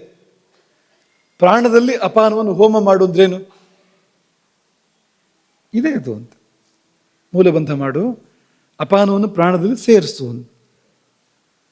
ಹಾಗಾಗಿ ಪ್ರಾಣೇಪಾನಂ ತಥಾಪರೆ ಅಂತಿದೆಯಲ್ಲ, ಅದೇ ಅದು. ಅಧೋಗತಿ ಅಪಾನಂ ವಾ ಊರ್ಧ್ವಗಂ ಕುರುತೆ ಬಲಾತ್ ಆಕುಂಚನೇನ ತಂ ಪ್ರಾಹು ಮೂಲಬಂಧಂ ಯೋಗಿನಃ. ಅದೇ ಮೂಲಬಂಧ. ಅದನ್ನು ಮಾಡಿದಾಗ ವಾರಂ ವಾರಂ ಗುದಂ ಪಾರ್ಷ್ಣ್ಯಾತ್ ಸಂಪೀಡ್ಯ ವಾಯುಮಾಕುಂಚಯೇದ್ ಬಲಾತ್ ವಾರಂ ವಾರಂ ಮತ್ತೆ ಮತ್ತೆ ಮತ್ತೆ ಮತ್ತೆ ಇದನ್ನು ಮಾಡಿದಾಗ ಊರ್ಧ್ವಂ ಸಮಾಯಾತಿ ಸಮೀರಣ. ಅಪಾನ ಮೇಲ್ಮುಖ ಆಗತ್ತೆ, ಊರ್ಧ್ವಗತಿಯನ್ನು ಹೊಂದತ್ತೆ. ಹೊಂದಿದಾಗಲೇ ಪ್ರಾಣಾಪಾನವು ನಾದಬಿಂದು ಐಕತಾಂ ಗಚ್ಚತಃ ಅಂತ. ಅದೆರಡೂ ಕೂಡ ಒಂದಾಗುವಂಥದ್ದು. ಪ್ರಾಣಾಪಾನ ನಾದಬಿಂದು ಒಂದಾಗುವಂಥದ್ದು. ಅದೇ ಯೋಗ ಸಂಸಿದ್ಧಿಗೆ ಕಾರಣ ಆಗುವಂಥದ್ದು. ಈ ಪ್ರಾಣಾಪಾನಗಳು ಒಂದಾದವು ಅಂದರೆ ಪ್ರಾಣ ಅಪಾನ ಊರ್ಧ್ವಮುಖ ಆಯಿತು ಅಂದರೆ ಅದರ ಲಕ್ಷಣ ಏನಂದರೆ ಮೂತ್ರ ಪುರುಷಗಳು ಕ್ಷಯ ಕಡಿಮೆ ಆಗಿಬಿಡುತ್ತೆ. ಹೊರಗೆ ಹೋಗುವಂಥದ್ದು ಏನಿಲ್ಲ ಶರೀರದಿಂದ ಅಂತ. ಇದ್ರೂ ಚೂರುಪಾರು, ಯಾವಾಗಲೂ 4-6 ದಿನಕ್ಕೊಮ್ಮೆ. ಮೂತ್ರದ ಪ್ರಮಾಣವೂ ಕಡಿಮೆ ಆಗ್ಬೋದು. ಪುರುಷ ಅಂದರೆ ಮಲದ ಪ್ರಮಾಣವೂ ಕೂಡ ಕಡಿಮೆ ಅಂದರೆ ಇಲ್ಲ ಅನ್ನೋಷ್ಟು ಕಡಿಮೆ ಆಗಿಬಿಡ್ಬೋದು. ಕ್ಷಯೋ ಮೂತ್ರ ಪುರುಷಯೋ. ಯಾಕೆ ಹಾಗಾಗಬೇಕು ಅಂದರೆ ಅಗ್ನಿ ಜಾಗೃತವಾದಾಗ. ಅಪಾನ ಅಂದರೆ ಅಲ್ಲೇ ಮೇಲಕ್ಕೆ ಮೂಲಾಗ್ನಿ ಇದೆ. ಆ ಮೂಲಾಗ್ನಿಗೆ ಇದು ಗಾಳಿ ಊದೋಕ್ಕೆ ಶುರು ಮಾಡಿದರೆ ಅಪಾನ ಅದು ಹೊತ್ತಿ ಉರಿಯೋಕ್ಕೆ ಶುರು ಮಾಡುತ್ತೆ. ಮತ್ತು ಮೇಲಕ್ಕೆ ಜಠರಾಗ್ನಿ ಇದೆ. ಈ ಮೂಲಾಗ್ನಿ ಹೋಗಿ ಜಠರಾಗ್ನಿ ಜೊತೆ ಸೇರಿಕೊಂಡು ಮತ್ತು ಹೊತ್ತಿ ಉರಿಯೋಕ್ಕೆ ಶುರುವಾಗುತ್ತೆ. ಅದು ಈ ಪ್ರಮಾಣದಲ್ಲಿ ಅಗ್ನಿ ಜಾಗೃತಿ ಆದಾಗ ನಾವು ಏನೇ ಆಹಾರವನ್ನು ಕೊಟ್ಟರೂ ಕೂಡ ಕಿಟ್ಟ ಅಂತೇನು ಉಳಿಯೋದಿಲ್ಲ ಅಂತ. ಸಾರ ಕಿಟ್ಟ ಅಂತ ವಿಭಾಗ ಮಾಡಬೇಕಲ್ಲ. ಸಾರ ಕಿಟ್ಟ ಅಂತ ವಿಭಾಗ ಮಾಡುವಾಗ ಈ ಶರೀರಕ್ಕೆ ಬೇಡವಾಗಿರುವಂಥದ್ದು ಕಿಟ್ಟ ಅಲ್ವಾ, ಅಥವಾ ಅಗ್ನಿಗೆ ಪಚನ ಮಾಡೋಕ್ಕಾಗದೇ ಇರೋದು ಕಿಟ್ಟ. ಅಗ್ನಿ ಶಕ್ತಿ ಕಡಿಮೆ ಇದ್ದಾಗ ಅಗ್ನಿಗೆ ಪಚನ ಮಾಡೋಕ್ಕಾಗಿಲ್ಲ ಅದನ್ನು, ಅದು ಕಿಟ್ಟ. ಅದು ಒಳ್ಳೆಯದೇ, ಅದನ್ನು ಬಳಸ್ಬೋದಾಗಿತ್ತು ಶರೀರಕ್ಕೆ, ಆದರೆ ಅಗ್ನಿಗೆ ಶಕ್ತಿ ಇಲ್ಲ. ಹಾಗಾಗಿ ಅಗ್ನಿಶಕ್ತಿ ಕಡಿಮೆ ಆದಂತೆ ಅದು ಆಮವನ್ನೇ ಹೊರಗಡೆ ಕಳ್ಸೋಕೆ ಶುರು ಮಾಡುತ್ತೆ, ಆ ಕಡೆ ಕಳ್ಸೋಕೆ ಶುರು ಮಾಡುತ್ತೆ. ಜೀರ್ಣಶಕ್ತಿ ಕಡಿಮೆ ಆದರೆ ಹಾಗೆ ಆಗುತ್ತೆ ನೋಡಿ, ಹೊರಗೆ ಹೋಗೋದು ಜಾಸ್ತಿ ಆಗ್ತಾ ಹೋಗುತ್ತೆ ಅನಿವಾರ್ಯವಾಗಿ. ಅದು ಯಾಕೆಂದರೆ ಅಗ್ನಿಗೆ ಶಕ್ತಿ ಇಲ್ಲ. ಶಕ್ತಿ ಬಂದಾಗ ಎಲ್ಲವನ್ನೂ ಅದು ಪಚನ ಮಾಡುತ್ತೆ, ಸಾರವನ್ನು ತಗೊಳುತ್ತೆ. ಹಾಗಾಗುತ್ತೆ. ಹಾಗಾಗಿ ಶಕ್ತಿ ಜಾಸ್ತಿ ಆಗೋಕ್ಕೆ ಅವಕಾಶ ಇರುವಂಥದ್ದು. ಉಳಿದನ್ನು ಸುಟ್ಟಾಕತ್ತೆ. ದೋಷ ಭಾಗವನ್ನು ಸುಟ್ಟು ಹಾಕಿದಾಗ ಹೊರಗೆ ಹೋಗೋದು ಎಷ್ಟು ಕಡಿಮೆ ಆಗಿಬಿಡ್ಬೋದು ಹೊರಗೆ ಹೋಗೋದು. ಹಾಗಾಗಿ ಕ್ಷಯೋ ಮೂತ್ರ ಪುರುಷಯೋ ಯುವಾಭವತಿ ವೃದ್ಧೋಪಿ. ಮುದುಕನು ಹುಡುಗನಾಗ್ತಾನೆ, ಮರಳಿ ಯೌವನ ಬರುತ್ತೆ. ಮೂಲಬಂಧ ಸಿದ್ಧಿಯ ಲಕ್ಷಣ ಏನಂದರೆ ಯೌವನದ ಲಕ್ಷಣಗಳು ದೇಹದಲ್ಲಿ ಗೋಚರ ಆಗುತ್ತೆ. ಶಕ್ತಿ ಆಗಲಿ, ಉತ್ಸಾಹ ಆಗಲಿ, ಕಣ್ಣು ಕಿವಿ ಎಲ್ಲ ಚುರುಕಾಗತ್ತೆ. ಮತ್ತೆ ಯುವಾಭವತಿ ವೃದ್ಧೋಪಿ ಸತತಂ ಮೂಲಬಂಧನಾತ್. ಯಾವಾಗ ಅಂದರೆ ಸತತಂ ಮೂಲಬಂಧನವನ್ನು ಅಹೋರಾತ್ರ ನಿರಂತರ ಎಚ್ಚರ ಇದ್ದಷ್ಟು ಹೊತ್ತು ಮಾಡ್ತಾ ಇರಬೇಕು. ಹಾಗೆ ಮಾಡಿದಾಗ, ಸತತ ಮೂಲಬಂಧನ ಮಾಡಿದಾಗ ವೃದ್ಧಾಪ್ಯಕ್ಕೆ ಹೋದವನು ಕೂಡ ಮರಳಿ ಯೌವನಕ್ಕೆ ಬರಬಹುದು ಅಂಥೇಳಿ ಪ್ರಕ್ರಿಯೆ ಹೇಳ್ತಾರೆ. ಅಪಾನ ಮೇಲ್ಮುಖ ಆದಾಗ ಅಪಾನೇ ಊರ್ಧ್ವಗೆ ಜಾತೆ ಪ್ರಯಾತೆ ವನ್ನಿಮಂಡಲವನ್ನು ತಲುಪಿದಾಗ ತದಾ ಅನಲಶಿಖ ದೀರ್ಘಾಜಾಯತೆ ವಾಯುನಾಹತ. ಈ ವಾಯುವಿನ ಪರಿಣಾಮವಾಗಿ ಅನಲಶಿಖ ಅಗ್ನಿಜ್ವಾಲೆ ಉದ್ದಾಗತ್ತೆ. ಎಷ್ಟು ಉದ್ದಾಗತ್ತೆ ಅಂದರೆ ಪ್ರಾಣದವರೆಗೆ ಬಂದು ತಲುಪತ್ತೆ. ಅದು ಹೃದಯದಲ್ಲಿ ಪ್ರಾಣ ಇದೆಯಲ್ಲ, ಅಲ್ಲಿವರೆಗೂ ಬಂದು ತಲುಪತ್ತೆ. ಉಷ್ಣ ಸ್ವರೂಪಕವಾಗಿ ಬಂದು ತಲುಪತ್ತೆ. ಪ್ರಾಣಕ್ಕೆ ಯಾವಾಗ ಬಂದು ತಲುಪ್ತೋ ಎಲ್ಲ ಕಡೆ ವ್ಯಾಪಿಸುತ್ತೆ ಅದು ಅಗ್ನಿಜ್ವಾಲೆ. ಯಾಕೆಂದರೆ ಪ್ರಾಣ ಅನ್ನೋದು ಅಂಥದ್ದೊಂದು ಕೇಂದ್ರವೂ ಹೋದದು ಹೃದಯ ಅನ್ನೋದು. ಅಲ್ಲಿಂದ ಸರ್ವತ್ರ ಅಗ್ನಿಶಿಖೆ ವ್ಯಾಪಿಸಿ ತೇನ ಅತ್ಯಂತ ಪ್ರದೀಪ್ತಸ್ತು ಜ್ವಲನೋ ದೇಹಜಸ್ತತ. ಈ ದೇಹಾಗ್ನಿ ಕಾಯಾಗ್ನಿ ಏನಿದೆಯೋ ಅದು ಉತ್ತುಂಗದ ಸ್ಥಿತಿಗೆ ಹೋಗಿ ತಲುಪಿದಾಗ ಬಿಸಿ ತಡೆಯಲಾರದೆ ತೇನ ಕುಂಡಲಿನಿ ಸುಪ್ತ ಸಂತಪ್ತ ಸಂಪ್ರಬುದ್ಧತೆ. ನಿದ್ದೆ ಮಾಡಬೇಕು ಅಂದರೆ ಒಂದು ಮಟ್ಟದ ತಂಪು ಬೇಕು. ಈ ಬೇಸಿಗೆಯಲ್ಲಿ ನಿದ್ದೆ ಬರೋದಿಲ್ಲ, ಅಥವಾ ನಿದ್ದೆ ತೆಳುವಾಗಿ ಬರುತ್ತೆ. ಸೆಕೆ ತುಂಬ ಇದ್ದಾಗ ನಮಗೆ ನಿದ್ದೆ ಚೆನ್ನಾಗಿ ಬರೋದಿಲ್ಲ ನೋಡಿ ಅಂತ. ನಿದ್ದೆಗೂ ವಿರೋಧ ಈ ಪಿತ್ತ ಇದೆಯಲ್ಲ, ಅದು ನಿದ್ದೆಗೇನು ಪೂರಕ ಅಲ್ಲ ಅದು. ಹಾಗಾಗಿ ಈ ಬಿಸಿ ಹೆಚ್ಚಾದಾಗ ಸುಪ್ತ ಕುಂಡಲಿನಿ ಸಂತಪ್ತ ಸಂಪ್ರಬುದ್ಧತೆ.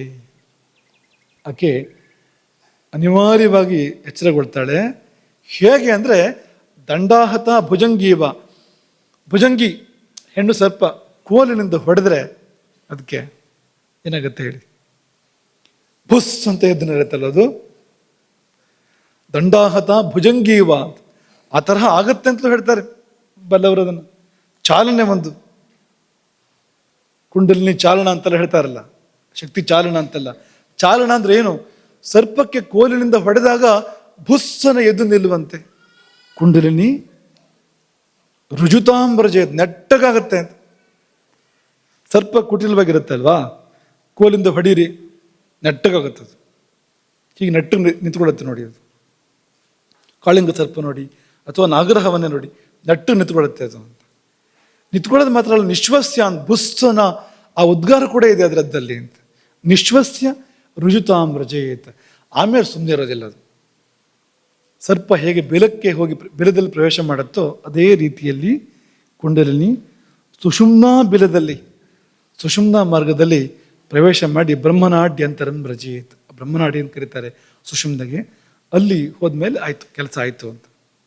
ಅದು ಮೇಲೆ ಮೇಲಕ್ಕೆ ಹೋಗುತ್ತೆ. ಅದು ಈ ಅಗ್ನಿಯಿಂದಾಗಿ ಚಂದ್ರಮಂಡಲ ಕೂಡ ಕರಗಿರುತ್ತೆ, ಅಲ್ಲಿಂದ ಮಳೆ ಬೀಳುತ್ತೆ, ಸುಧಾ ಪ್ರವಾಹ ಮೇಲಿಂದ ಈ ಕುಂಡಲಿನೂ ಕುಡಿಯುತ್ತೆ, ಜೀವವು ಕೂಡ ಅದನ್ನು ಪಾನ ಮಾಡುತ್ತೆ. ಅದು ಅಷ್ಟು ಮಾತ್ರ ಅಲ್ಲ, ಎಲ್ಲ ಕಡೆ ಎಲ್ಲ ಪ್ರಾಣಶಕ್ತಿಗಳು ಕೂಡ ಹಂಚಿಕೆ ಆಗುತ್ತೆ ಅದರದ್ದು, ಸರ್ವತ್ರ ಇದರ ವಿತರಣೆ ಆಗುತ್ತೆ ಅಂತ. ರಾವಣ ಸಂಹಾರ ಆದಮೇಲೆ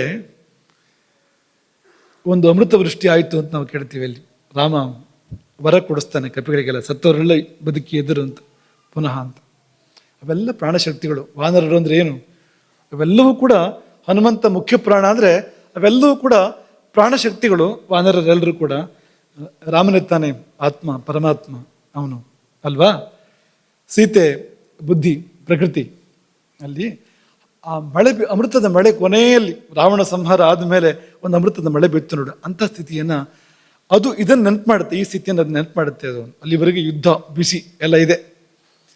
ಕೊಟ್ಟ ಕೊನೆಯಲ್ಲಿ ಎಲ್ಲ ಪ್ರಾಣಿಗಳಿಗೂ ಅಮೃತದ ಪಾಲು ಸಿಕ್ಕಿ ಎಲ್ಲವೂ ಸಚೇತನಗೊಂಡು, ಎಲ್ಲವೂ ತಂಪಾಗಿ, ಎಲ್ಲವೂ ತಮ್ಮ ಉತ್ತುಂಗಾವಸ್ಥೆಗೆ, ಉಚ್ಛ್ರಾಯದ ಅವಸ್ಥೆಗೆ ಹೋಗುವಂತಾದಾಗ ಮನುಷ್ಯ ಪೂರ್ಣನಾಗ್ತಾನೆ, ಪೂರ್ಣತೆಯನ್ನು ಹೊಂದ್ತಾನೆ. ಇದು ಒಟ್ಟು ಪ್ರಕ್ರಿಯೆ. ಇದು ಈ ಅಮೃತಪಾನದ ಸುತ್ತಮುತ್ತ ಅಂದರೆ ತುಂಬ ವಿಷಯಗಳಿದೆ. ನಾವೊಂದು ಬಿಂದುವನ್ನು ಮಾತ್ರ ಮುಟ್ಟಲಿಕ್ಕೆ ಹೋದಂತೆ ಅಂತ ಹೇಳಿದ್ರು ಕೂಡ ತಪ್ಪಾಗತ್ತೆ. ಮುಟ್ಟಲಿಕ್ಕೆ ಹೋದಂತೆ ಆಗುವಂಥದ್ದು. ಹಾಗಾಗಿ ಇಂಥದ್ದು ವೇದವು ಕೂಡ ಇದನ್ನು ಹೇಳಿದೆ. ಅಪಾಮ ಸೋಮಂ ಅಮೃತ ಅಭೂಮ. ವೇದವಾಕ್ಯ ನೋಡಿ, ಅಪಾಮ ಸೋಮಂ, ಸೋಮವನ್ನು ಸವಿದೆವು, ಅಮೃತ ಅಭೂಮ, ಅಮೃತರಾದೆವು, ಅದರ್ಶ್ಮ ಜ್ಯೋತಿ, ಜ್ಯೋತಿಯನ್ನು ಕಂಡೆವು, ಅಭಿಧಾಮ ದೇವಾನ್, ದೇವತೆಗಳನ್ನು ತಿಳಿದೆವು. ಏನದು? ಇದೇ ಅದು. ಹಾಗಾಗಿ ಸೋಮಪುರ್ ಯಾರಿದ್ದಾರೋ ಅದನ್ನು ಹೊರಗೂ ಹೇಳ್ಬೋದು, ಒಳಗೂ ಹೇಳ್ಬೋದು. ಅಗ್ನಿಹೋತ್ರದ ಪ್ರಕ್ರಿಯೆಯಲ್ಲಿ ಸೋಮಪಾನ ಅಂತ ಬರುತ್ತೆ. ಅದು ಇದು ಎರಡು ಪರಸ್ಪರ ಸಂವಾದಿಯೇ. ಇದು ಇದೇ ಅದು ಅದೇ ಇದು ಅಂತ ಅನ್ಬೋದು, ಅದರ ಹೊರರೂಪ ಇದು ಅಂತ ಅನ್ಬೋದು ನಾವು. ಹಾಗಾಗಿ ಅದನ್ನು ವೇದ ಕೂಡ ಆ ರೀತಿಯಲ್ಲಿ ಉಲ್ಲೇಖ ಮಾಡಿದೆ. ಶಂಕರಾಚಾರ್ಯರು ಕೂಡ ಅದನ್ನು ಉಲ್ಲೇಖ ಮಾಡ್ತಾರೆ ತುಂಬ. ಸಂತಾಪಿತ ಚಂದ್ರಮಸಃ ಪತಂತೀಂ ಪೀಯೂಷಧಾರಾಂ ಪಿಬುದೀಹ ಧನ್ಯ. ಜೀವನದ ಪರಮ ಲಕ್ಷ್ಯ, ಪರಮ ಗುರಿ ಅದು. ಅತ್ಯಂತ ಶ್ರೇಷ್ಠವಾದ ಆಹಾರ ಅದು. ಉತ್ತಮೋತ್ತಮವಾದ ಆಹಾರ ಯಾವುದು ಅಂದರೆ ಇದು. ಹಾಗಾಗಿ ಇಲ್ಲಿಂದ ಪ್ರಾರಂಭ ಮಾಡಬೇಕು. ಅನ್ನಂ ಬ್ರಹ್ಮ ಅಂದರೆ ಇದು. ಈ ಅನ್ನ ಇದೆಯಲ್ಲ, ಇದು ಸರಿಯಾದ ಬ್ರಹ್ಮ. ಇದು ಎಲ್ಲ ಅನ್ನವೂ ಬ್ರಹ್ಮವೇ, ಅಲ್ಲಿಗೆ ಹೋಗಿ ತಲುಪಿಸುತ್ತೆ ನಮ್ಮನ್ನು, ಅಲ್ಲಿಂದ ಬಂದಿದೆ. ಆದರೆ ಈ ಅನ್ನ, ಅಮೃತ ರೂಪವಾಗಿರ್ತಕ್ಕಂಥ ಅನ್ನ ಇದೆಯಲ್ಲ, ಇದು ಸರ್ವೋತ್ತಮವಾಗಿರ್ತಕ್ಕಂಥ ಅನ್ನ. ಇದನ್ನು ಪಾನ ಮಾಡುವಂತೆ ಬದುಕಬೇಕು. ಇದನ್ನು ಪಾನ ಮಾಡೋದಕ್ಕೆ ಯಾವುದೆಲ್ಲ ವಿರೋಧವೋ ಅದೆಲ್ಲ ಪಾಪ, ಅದೆಲ್ಲ ನಿಷಿದ್ಧ. ಇದನ್ನು ಪಾನ ಮಾಡೋದಕ್ಕೆ ಅನುಕೂಲವಾಗಂತ ಏನೆಲ್ಲ ಇದೆಯೋ ಅದೆಲ್ಲ ಶಾಸ್ತ್ರ ವಿಧಿಗಳು, ಧರ್ಮ ಎಂಬುದಾಗಿ ಕರೆಸಿಕೊಳ್ಳಲ್ಪಡ್ತವೆ. ಅಂಥ ಬದುಕನ್ನು ಮಾಡಿ ಅಮೃತ ಪಾನ ಮಾಡಿ ನಾವು ಅಮೃತರಾಗಬೇಕು. ಜೀವನದ ಪರಮ ಲಕ್ಷ್ಯ ಅದು. ಹರೇ ರಾಮ. ಗೋಕರ್ಣಮಂಡಲಾಧೀಶ್ವರ ಶ್ರೀಮದ್ ಜಗದ್ಗುರು ಶಂಕರಾಚಾರ್ಯ ಶ್ರೀ ಶ್ರೀ ರಾಘವೇಶ್ವರ ಭಾರತೀ ಸ್ವಾಮಿ ಮಹಾರಾಜ್ ಕೀ